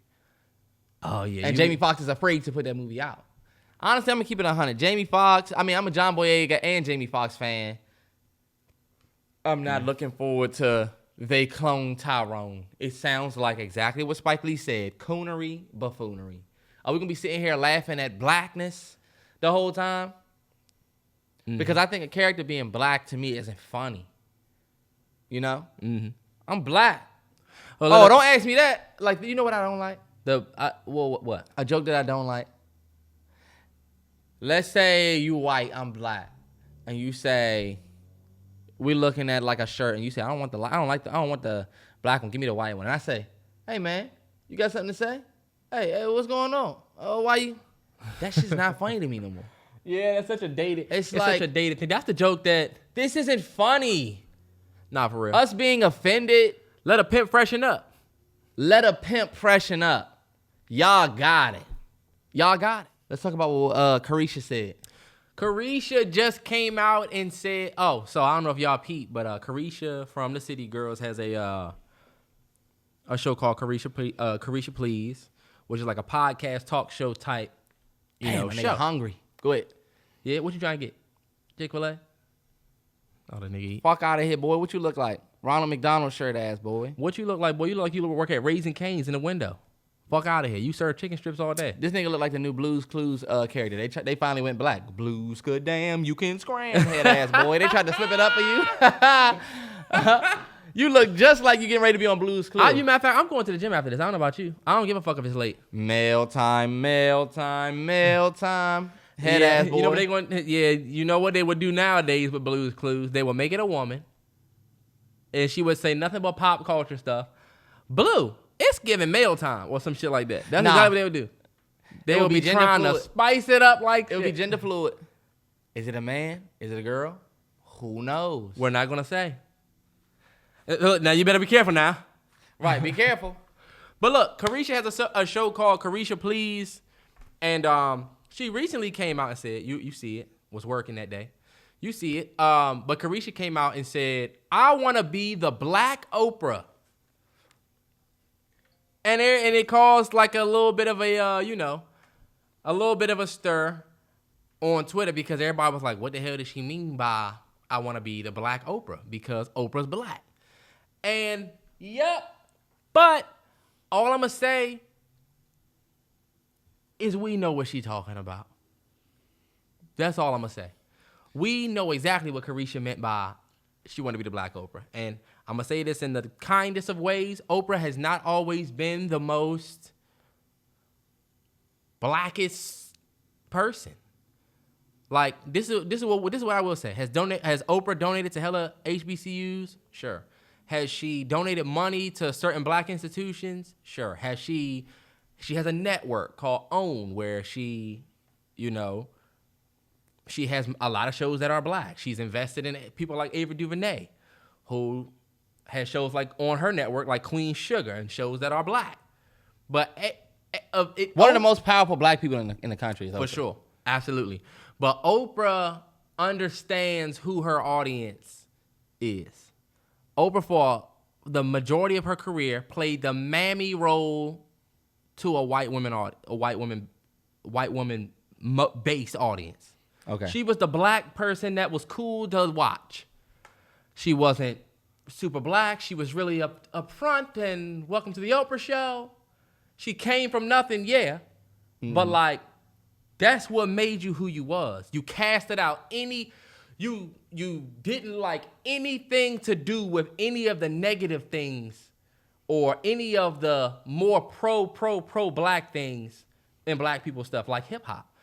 Oprah for years, I don't like hip hop. They're sagging their pants. They're calling women this. They're doing that. She didn't want nothing to do with hip hop. She wanted nothing to do with the likes of people like Lil' Kim or, you know, like if Oprah was on today, she wouldn't have people like Meg Thee Stallion and them on there. Oh, no, hell you're no. right. She would be interviewing the the Chloe Baileys of the world. But after Chloe did her change up, her ass wouldn't have been back. Damn, yeah. You know what I'm saying? And then Oprah also led the charge on down low black men. She had like 10 episodes where she had women come on and talk about how their husbands were on the down low, specifically in our community. You know what I'm saying? She just threw niggas under the bus for years. So it's a lot of black folks that don't look at Oprah that way. Yeah, is she one of the first billionaires and black and she's done stuff? Sure. But it goes back to that many face thing. Like, do we look past? And then just to put a bow on it, you led the charge on that Michael Jackson documentary where you were trying to get Michael Jackson hemmed up on that documentary like he was a creep. You attacking black men again. Then you try to do the Me Too documentary on Russell Simmons where he had a couple allegations. Now you want to drag his name through the mud. But then when they asked her about her relationship with Harvey Weinstein, she said, out of her mouth, I like to look at the rainbow in the clouds. I feel like if we make this about Harvey, then we're missing the actual. It's like, typical. all right, you see? But that's where black folks, we kind of was like, all right, bet, Oprah, we know who you are now. So when Carisha says, I want to be the black Oprah, everybody's making it seem like they don't know what she's talking about. Like, we know exactly what Carisha was talking about. I think she want to be like the talk show person for like the hip hop, whatever community. We get it. Yeah. Oprah should be concerned that she would say that though. Not Oprah. I'm saying Oprah should feel like, damn, she don't even look at you like black. I want to be the black Oprah would make me feel like, damn. You know what I'm saying? If I was Oprah. Mm-hmm. But it always on the legs of what you just said. You know, Oprah has been on some BS. And it's like, Carisha wanting to be the black Oprah, okay. When I saw that, I'm thinking this, y'all. This is my opinion on it. Everybody wants to be Oprah now. Everyone. Yep. I was going to ask you, do you think the pinnacle of this podcast and shit is to be an Oprah build? Oprah is like the most overrated build. Oprah is literally like NBA 2K19 playmaking sharpshooter. It's like what everybody is doing. Everybody has this. We all at the part with the same build. Like at this point, what is podcasting evolving to? You know, I told Terrell, that's long form entertainment. It's listening to somebody speak for a long time and not really giving a fuck about the last 2 weeks. It's about this week.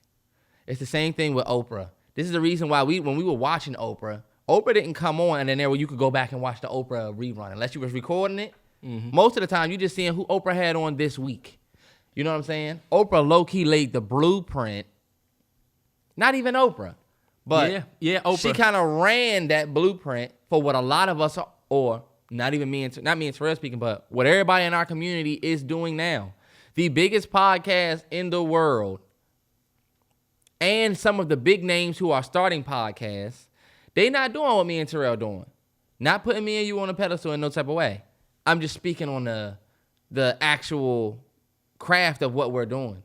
Me and Terrell come on this joint week after week, talking to each other about specific topics. And our personalities pretty much lead these topics. As to where celebrities are now saying, I'm going to start a podcast. Yeah, I'm going to start a podcast, and I'm going to bring this person on as a guest. Carisha is going to bring people on from the culture, I guess, as a guest. And just sit there and you just want to sit there and ask questions. We're not even really being creative. You're just bringing somebody else famous on so that you can just sit there and say, what was this about? What was this? How's your relationship with this? That doesn't take any fucking work. Yeah. It takes zero work. I'm sorry. Y'all act like y'all work so hard. I'm going to tell you this. Getting a guest to come on and then benefiting off of that guest's following, who really gives a fuck? You barely had a rap career. Now you want to be the new Black Oprah. Yeah. And But if I can chime in real quick. Everybody's trying to be Oprah now. And I did want to respond before you finish. There was a lot of people that was saying that it was disrespectful to Oprah because she wouldn't have her show in that format without the likes of Oprah being a black woman first doing it. Fact. So that's what people were saying. And that is true. Yeah. Like, we can talk about the L's of Oprah and how Oprah ain't really a part of the culture and stuff like that. There's definitely truth to that. But my focus is like, damn, why is everybody trying to be Oprah?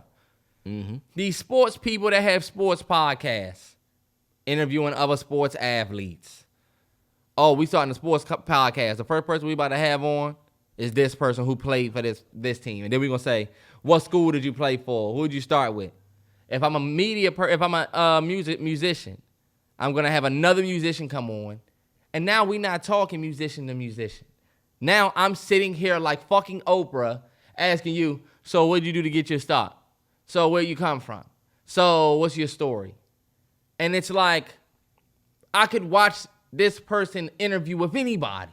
You know what I'm saying? The benefit of you talking to her should be the fact that it's you talking to her.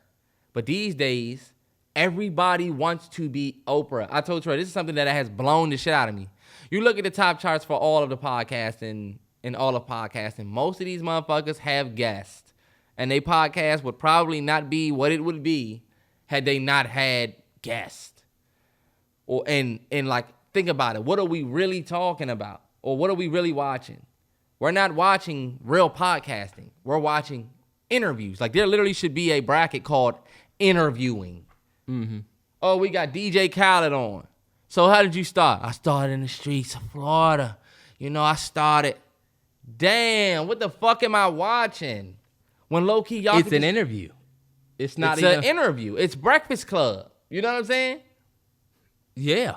It is Breakfast Club. And honestly, the people that do it without, on a bigger level, Yeah. it is different. I guess we got into podcasting way like in this very small window of podcasting, right at the top of the pandemic, before everybody had a show. It was just There was it was podcasts out there. podcasting, but it wasn't. Podcasting was not what it is now. That was 2019, the start of 2019, June. People started podcasting because as we got deeper in the pandemic, they didn't have shit to do and couldn't go nowhere. So they just started. And podcasting became something that a lot of people gravitated to. Podcasting blew up. And so people just said, fuck it, we about to start podcasting. And then they started putting money behind it. Yep. When Joe Rogan signed for $200 million, $200+ million, I think 250.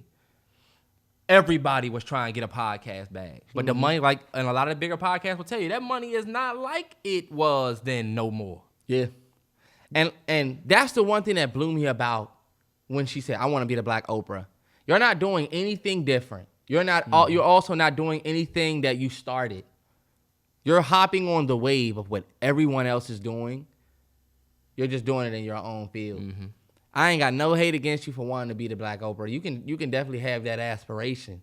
But me, myself, I'm like, damn, Oprah was somebody. And one thing they can't say about Oprah is Oprah did her motherfucking research. Her squad was on purpose. Like, she had to deliver her show every day. And that's my thing. That's why I said Oprah was somebody. Oprah was somebody who could go on a show. Only because she was operating in something that, in like, she was operating in a field where she's kind of paving her own way. Now the way is paved. You know what I'm saying? Now the blueprint is there. It's like Michael Jordan's greatness is so great because who was he really copying? A lot of that greatness was his. We see, and even Kobe. We'll see Kobe come along doing the same moves as Jordan. That's why you probably will never see people say that Kobe was a better two than Jordan. Because we all know Jordan laid that blueprint. Kobe stuck his tongue out because of Jordan. Kobe looked up to Jordan. Did Jordan's moves. Yep. He might have had he got his own bag, but like these days with other mediums, like podcasting, a lot of people want to say, look what I'm doing. Look what we doing. But nobody wants to keep it 100 as to why. Your podcast was what before guests? I wouldn't even say guest, but like, cause it's like a ticket. You know what I'm saying? What did Nipsey say? I ain't have no, put it like this, it's no favors. And I feel like having somebody come on your podcast, if we could get Lil Bow Wow to come on this podcast, it'll probably be our most viewed podcast that we ever did. Mm-hmm. But that's a favor, you know what I'm saying? And are people here for us? Or are they here because we want to ask Bow Wow? So the first record you put out, what's the first record you made? If Bow Wow came on this podcast right here, this docket would not change. Yeah. Bow Wow. 200K in cash or 40 million coin flip. Straight up. And I feel like everybody wants to be the new Oprah because all you got to do is sit on your ass and ask questions. It looked very easy. You know what? I could just do this. I'm going to just bring her on and we're going to talk. All right. She's going to talk. Nah, I think you make the best point, and because I wasn't thinking about that. I was thinking about Oprah ass. No, yeah. And you know how we had a podcast segment before called New Oprahs. That was my favorite podcast topic we ever had. Because I really feel like podcasting is the new Oprahs. It is. Said it 3 times. It is. But I think that's why it created so much of a who and a what behind it. Yeah. I was gonna say this one thing. Bragging about sleeping with a girl that you're no longer with is lame. Like, you looking real. You talking about the baby Meg shit? Yes.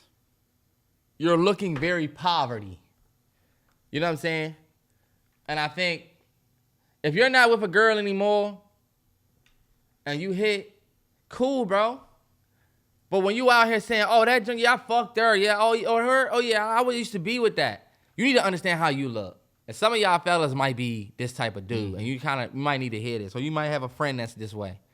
If you have a friend or you are going around saying, yeah, you know, I hit that, oh, yeah, I hit that, or you know somebody that's always pressed to say that they did that or something like that, they really don't have anything to say. They have nothing to talk about, so they can talk. So they try to talk about things that they've done, so that it seems like, yep, that's what I did. It's the same. It's in the same breath as people who say, "This place, I've been there. That I've been there." You ever say that about the person? It's like the person that's always talking about where he's been doesn't know where he's going. Yeah, and that's just a fact.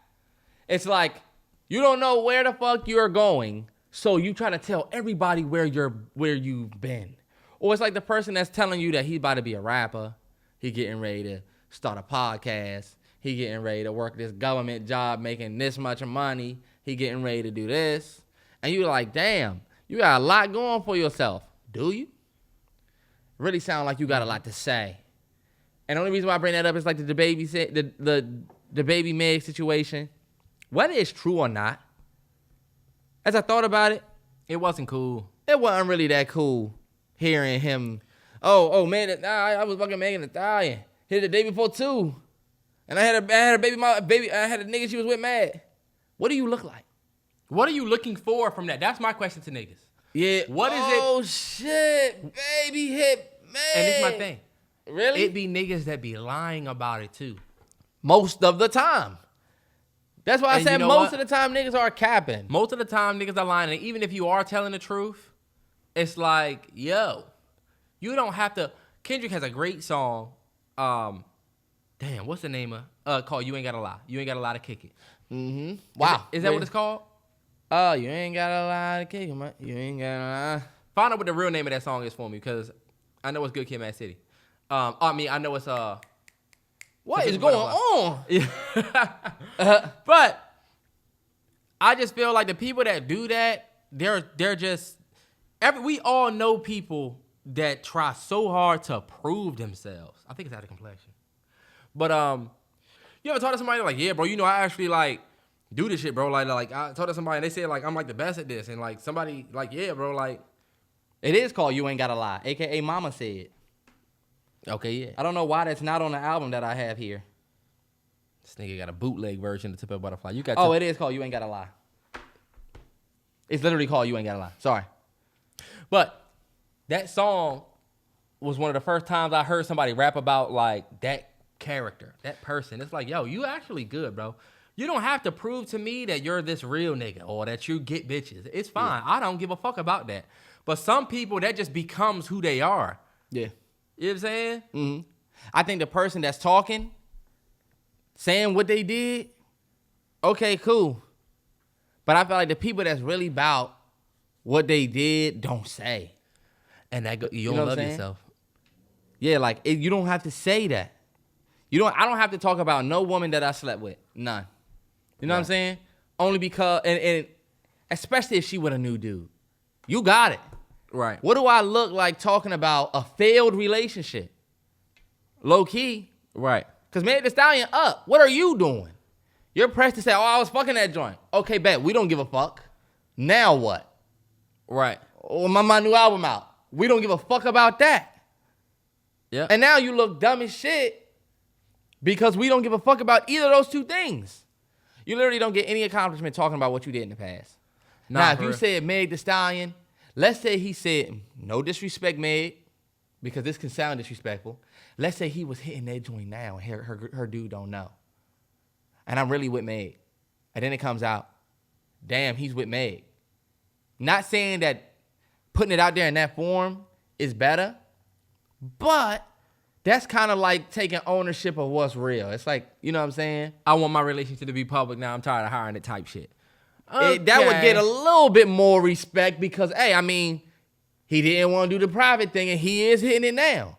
But talking about a past opportunity that we don't even know if there's truth, it just look bad because you're not doing it now. You're like the nigga that says you got the high score before they erased the points. Before they reset this, I had the high score. Yeah, I had the high score. If you can't get the high score now, cool. We setting new high scores. Right. Yeah. You know what I'm saying? We don't give a fuck what you did. The people that live in the past are still there. That's why you don't even need to get caught up in the shit they saying. I know some of y'all got friends that want to talk about all of his accomplishments, that want to talk about the shit that they did, and that shit sometimes make you feel small because you don't have the same type of, you know what I'm saying, history that they have. But the thing is, we can't validate none of the shit that you're saying. We can't put any truth to what the shit that you're saying. So what we're not going to do is harp on that shit. Bro, I'm proud of you, bro. Yeah, for sure. Because when we start talking about this part, then you real quiet. Nah, for real. I've been around the older nigga that's saying, y'all some young niggas, y'all don't know about nothing about no pussy yet. Or I bet y'all haven't fucked no bitches yet. Yep. We've been around the older nigga that says that, but then when bitches come around, they change. And now they seem like they a little bit more. Now you seem like you ain't getting no pussy. Yeah. Yeah. And so now I can really see. And so it's just one of those things where it's like, fellas, never be that guy. If you smash some, if you knock something down, and you're standing in a group of niggas, like, and these are your men, okay. You know what I'm saying? Like, Yeah. and even then, you do that shit in private. Yeah. But if you knock something down and on the strength of your man, you want to let him know because you my man, I'm just letting you know. Yeah. Type shit because he might try to talk to her. That's one thing. As men, we know that.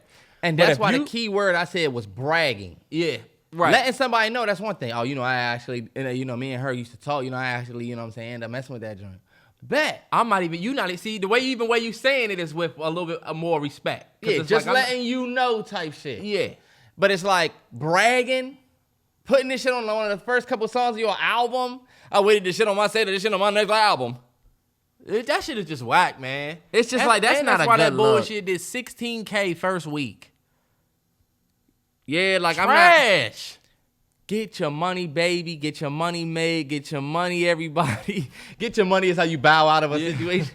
But all I'm going to say is words are here and your body is here. Yeah. And if you have to keep that in mind, your body and your actions are one thing. The words sit outside of you. You know what I'm saying? Yep. And for some of y'all, it's a leash. You know what I'm saying? Like, for some of y'all, words are a leash. That's what I'll say. Like, for real. Yep. Your actions speak louder than anything that your words say. If he'd have dropped a tape, even that would have been a little bit like, damn. But that's revenge porn.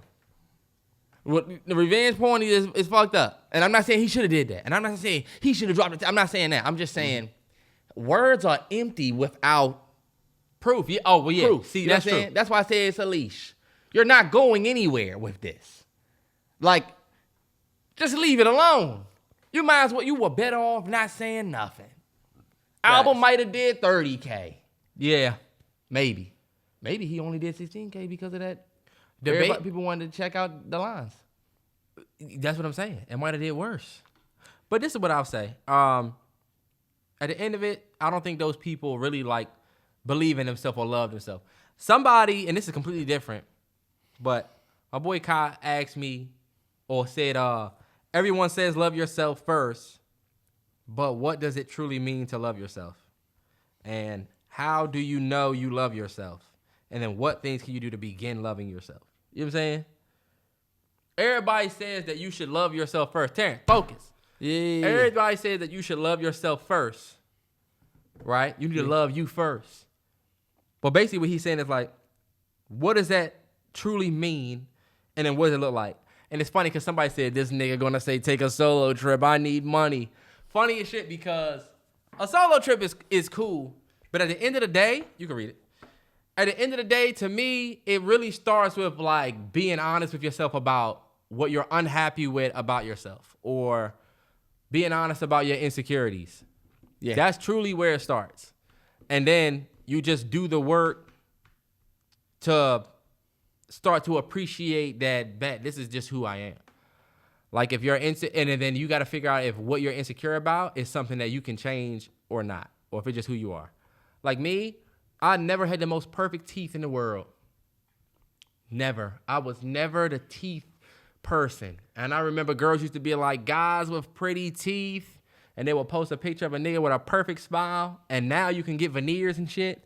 And I told myself one day I might get some veneers. Somebody might think you got nice teeth now. You don't got fucked up teeth. They not, but they not like perfect. You know what I'm saying? And I used to be self-conscious about that. I used to be like, damn, like, I just like don't like pictures of myself in certain angles because I'm not the most confident in my smile. Yeah. Or wasn't always. Especially as you get older, because you're getting old. But I just kind of learned that like this is just who I am, and honestly, I'm not about to let this keep me from my confidence. Yeah. And that's kind of what it comes down to.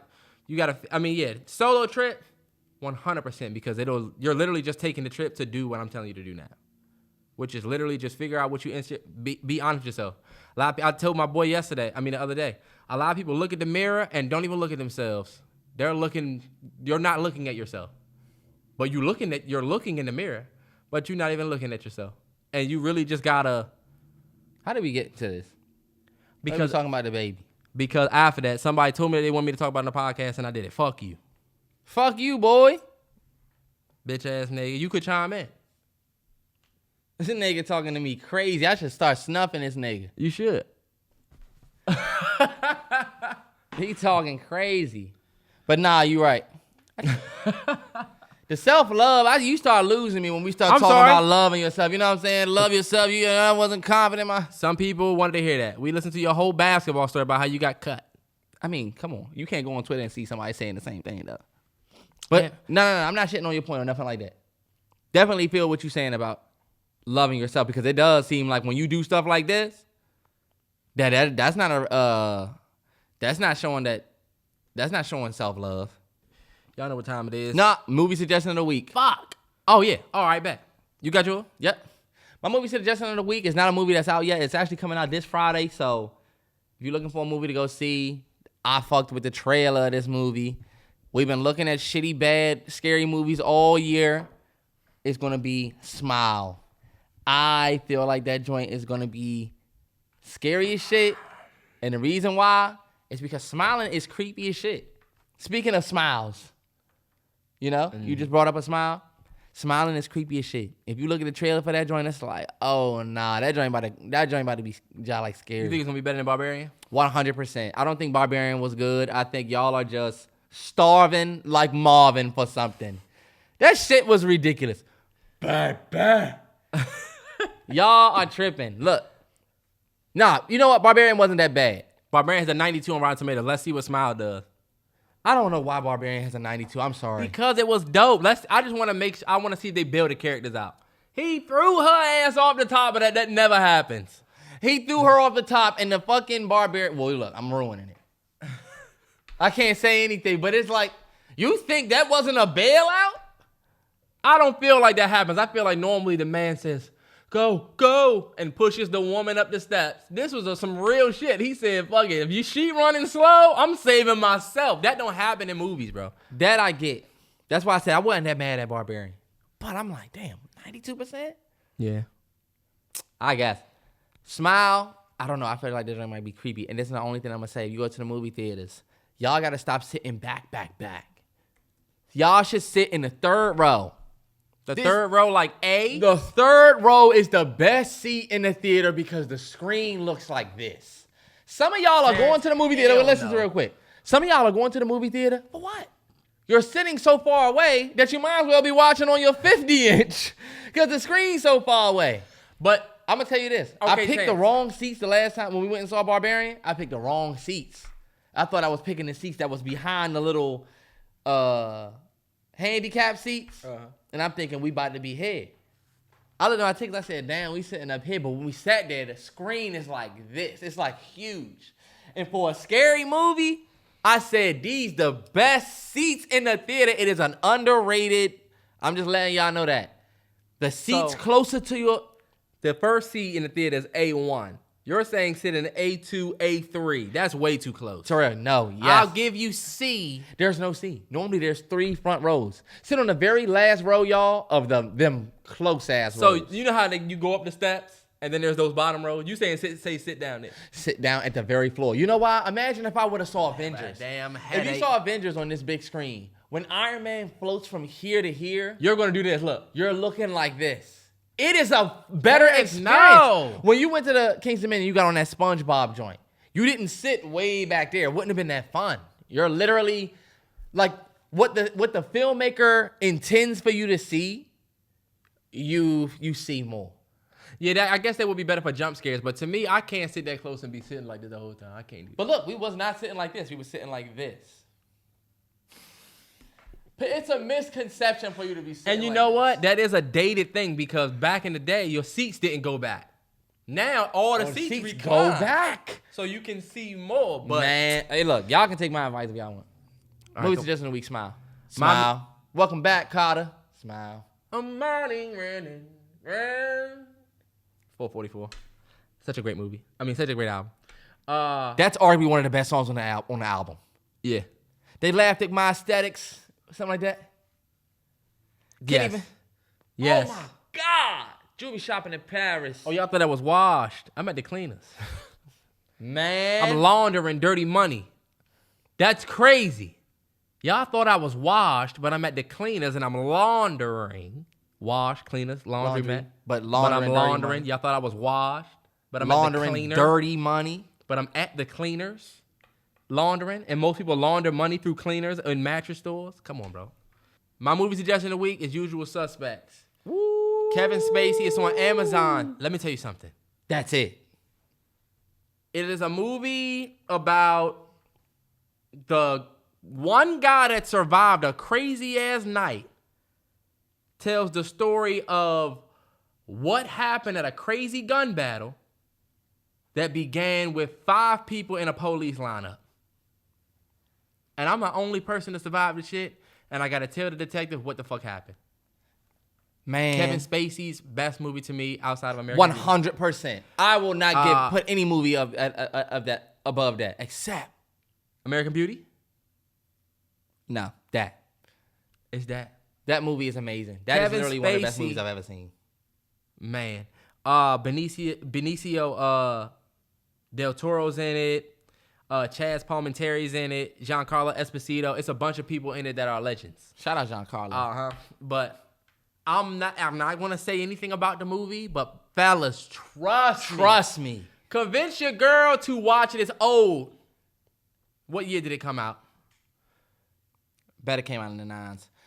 Probably 9-4. Usual Suspects came out in 1995, a year after we was born. All right, bet. So, love for last week. Anybody that stick out to you, we gotta show love to the Colts. They beat the Chiefs.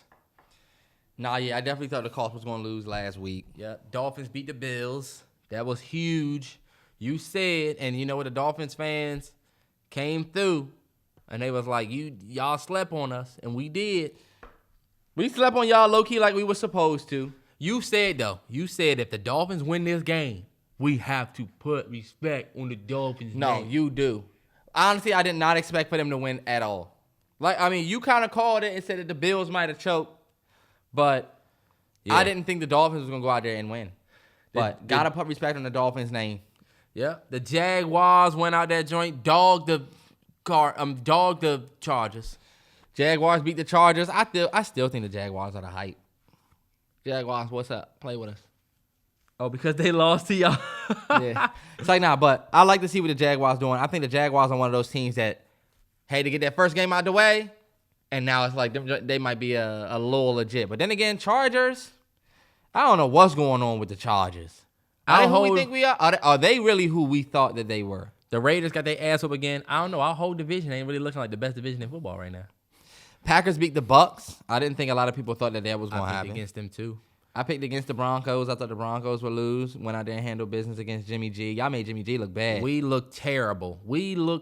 And when we won that game, but it was a terrible win. Mm-hmm. And And then once, good. Cowboys, I was about to say, once again, Cowboys. I had to put respect on their name. because they went out there and beat them G. They went out there and beat the G-men. All right, bet. Week 4 picks. What about that first week?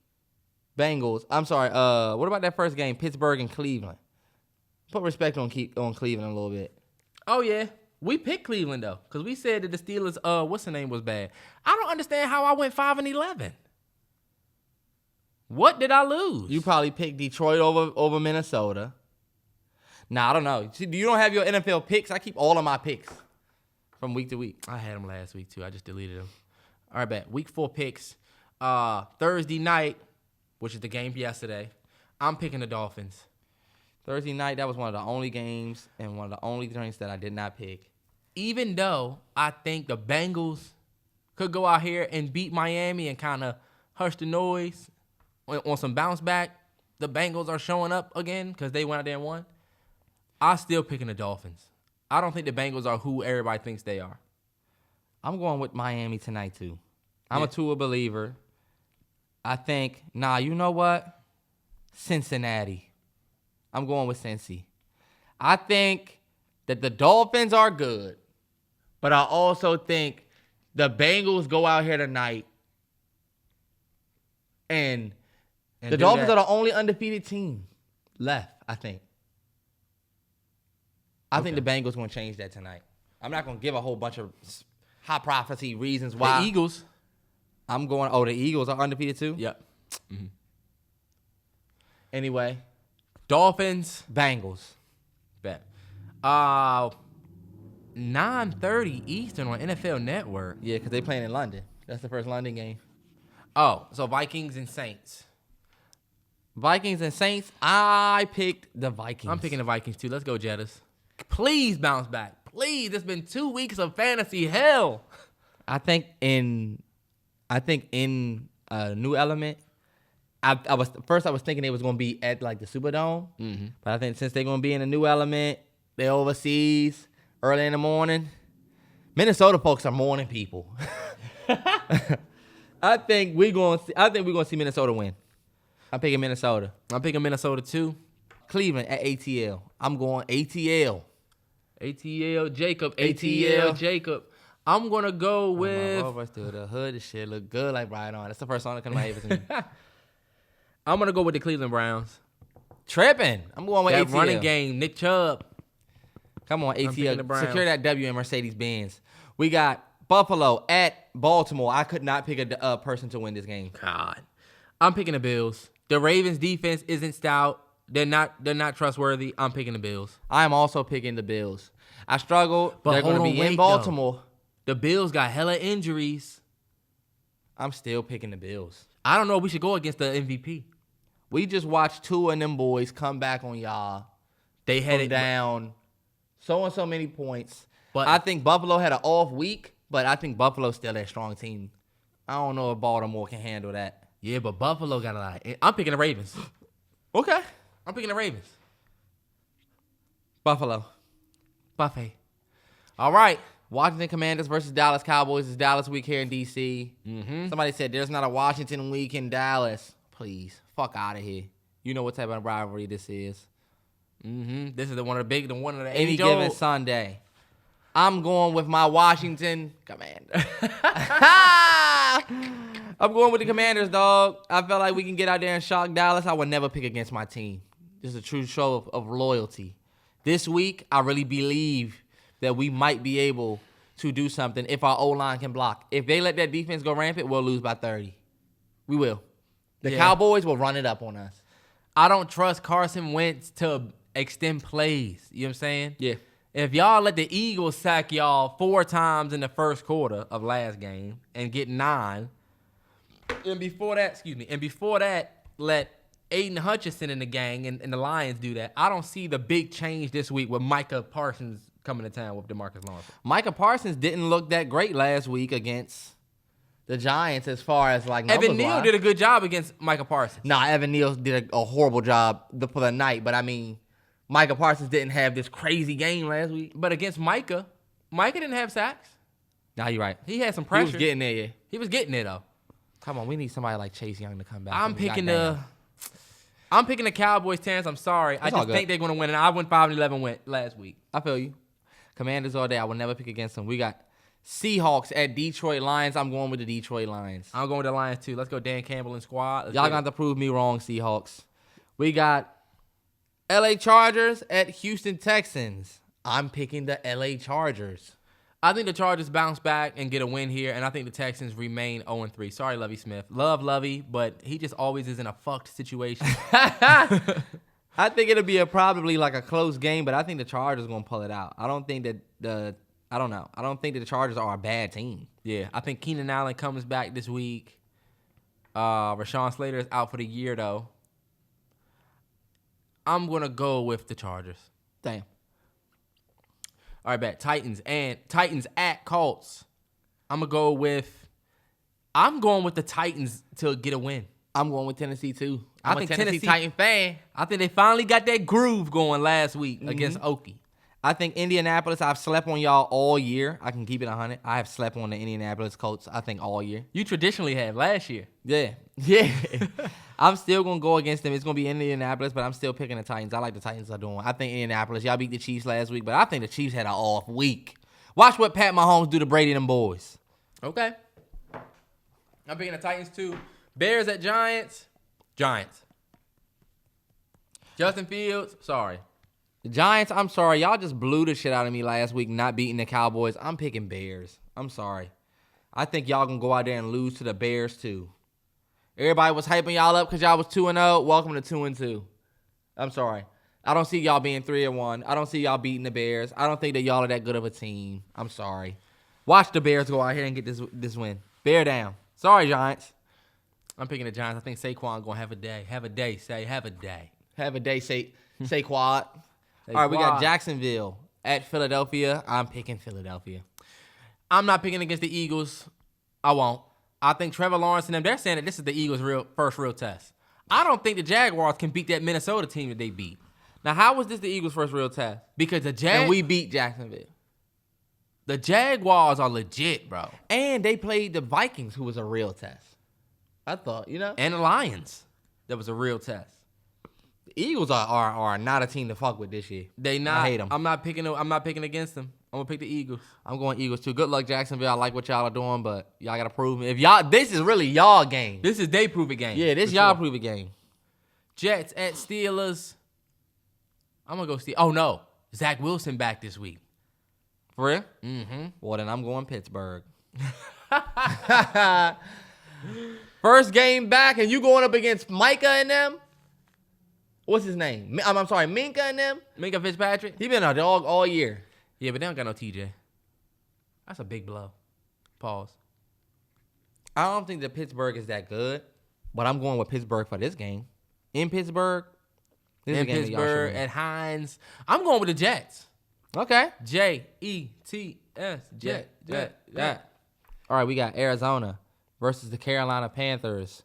I'm going with Kyler and the K1. Arizona Cardinals. Let's go K1. I'm going with Cardinals too.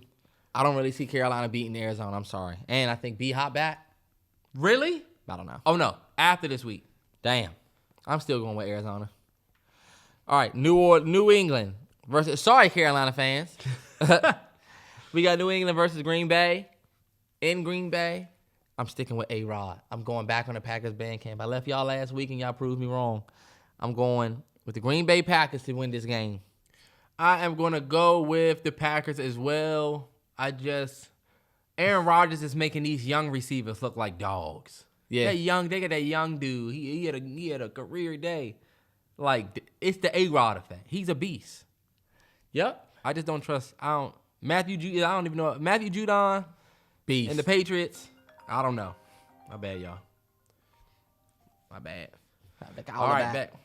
4:25 game. My Broncos take on the defeated trash, haven't won a game yet Raiders at Allegiant. And guess what, Raiders fans? Prepare to be 0-4. We haven't been that well offensively, but that defense, you just watch. I think it's crazy how it's Dallas week for us and also Oakland week for y'all. Raiders week, yes, sir. We both got our division rival. Uh-huh. The teams we both hate this weekend. I will be glued to the couch at 4:25. And I'm so glad y'all game was after hours because I want to watch that too. Yes. I'm picking the Raiders. What? I don't think that they've tasted victory yet. And if you're going to get it against any team, it's Denver. Field goal kicking ass team. I've been sick watching these Denver games. It haven't been the most festive games. It haven't. I think they go and get their first win against y'all. I'm sorry. Look, you pick Cowboys. I got to pick. Okay. I got to pick the Raiders. I just don't see. This is going to be the game where y'all say, okay, I've been watching y'all say a W is a W. Fuck that. Y'all might go ahead and get dogged. And we beat the 49ers last week, which they're a legit team. If we could beat the Raiders, and I think this is the week our offense comes alive, because Russ got to just extend plays. Him doing that pocket presence bullshit. Extend plays and use your fucking legs, Russ. And if our receivers stop dropping the fucking ball, I think we'll be all right. I don't trust the Raiders defense is not that good. I think Javonte is going to have a day. Fuck the Raiders. It's forever fuck y'all. They have the dopest logo in the league, and I can't wear it because I can't stand y'all as an organization. Damn, man. Raiders fans. But they are desperate for a win. They 0-3. I'm about to say, if y'all gonna get any dubs, I will be sitting here rubbing hands like Birdman if I'm Raiders fans. 8:20, the Sunday night game. Kansas City Chiefs versus Tampa Bay Buccaneers. Some of you may be surprised at this pick. I'm going with Pat Mahomes and boys in Tampa, going there and beat Brady. I'm picking the Chiefs too. Wow. Brady has not been Bradying. He have not been. I think he's regretting coming back this year. It just haven't really been the best. Mike Evans was out. I think Mike Evans comes back this week. Mike Evans was out because of that suspension. Yep. Damn, you know what? That's a big piece missing. Yeah. I think Mike Evans comes back this week. That Buccaneers defense. Oh, you know what? Fuck that. I'm picking the Bucs. Fuck the Chiefs. Jesus Christ. I was getting ready to pick the Chiefs. I'm still picking the Chiefs. That's why I say I think most people would pick Brady in them, but I'm picking the Chiefs. The Chiefs. Fuck the Chiefs. Because they lost to the Colts. People going to say, oh, the Chiefs aren't whatever. Man, I'm picking Chiefs. The Chiefs are not who we think they are. They went out there and got their ass whooped by the Colts. Ass whooped? Nobody wanted to show the Mahomes terrible shuffle try that was some bullshit. It was like, what are you doing? But all right, bet. Y'all about to go out there. I'm forgetting about that Buccaneers defense. I'm going Kansas City, dog. Buccaneers, Patty let's go. Mahomes. Oh, I'm not moving. 500 M's, I am nigga. not moving on Sunday. I'm doing nothing. And Monday night, we got the Los Angeles Rams versus the San Francisco 49ers. A nice California game. Yes, sir. The Stars will be out for that one. Oh, yeah. For sure. Braun in there. Oh, but it's in San Francisco, so maybe not. Yeah, maybe not. If it was at, SoFi. Yeah, maybe, yeah. Stars love SoFi. Mm-hmm. I understood, though. It's amazing. It's an amazing Understood. stadium. Wow, SoFi empty this week because the Clippers play in Houston. The Chargers. Chargers, sorry. I said Clippers. I'm going with the LA Rams in this one. I'm going with the Rams, too. I'd be surprised if San Francisco can go out there and beat that team. Trent Williams out 4-6. Okay, yeah. Yeah. I don't. Aaron Donald, your whole O-line. I don't think that the 49ers, we looked bad last week, but the 49ers looked bad too against us. Our defense was dope, though. But I don't think y'all gonna go out there and get a win against the Rams. I think y'all was missing Jimmy G. I think y'all was missing Trey Lance last week. Jimmy G ain't look that good. He didn't look that good. The safety while dropping back never looks good. You know what I'm saying? Yeah. That never looks good. And that was a pick six if it wasn't a safety. Damn. They was lucky to be like it when you ran out. Damn. That shit kept the game close. But shout out to the NFL picks. Anything you want to say to close out? Yeah, shout out to NFL picks. Shout out to the NFL weekend. Sundays are definitely like whoa days. Also, by now, we got a flashback that's going up. I'm not going to say what it is because I don't know if it's going to be out yet. But shout out to the Niners on Patreon that saw that flashback. A great-ass flashback. A great one. What a great unnecessary one. Definitely necessary. Some of them motherfuckers have been asking for too much to the point where it's got annoying. Nah, yeah, but I'm so glad that we did that. And it looks beautiful. Yeah. So, yeah, For turn sure. up. I also want to give another shout out to everybody that's dealing with Hurricane Ian. And just hold y'all heads, man. Send them prayers. Send me those links. Nah, yeah, and look, y'all need to wash y'all fucking hands. If you're going to get sick at any time of the year, it's right here. That's true.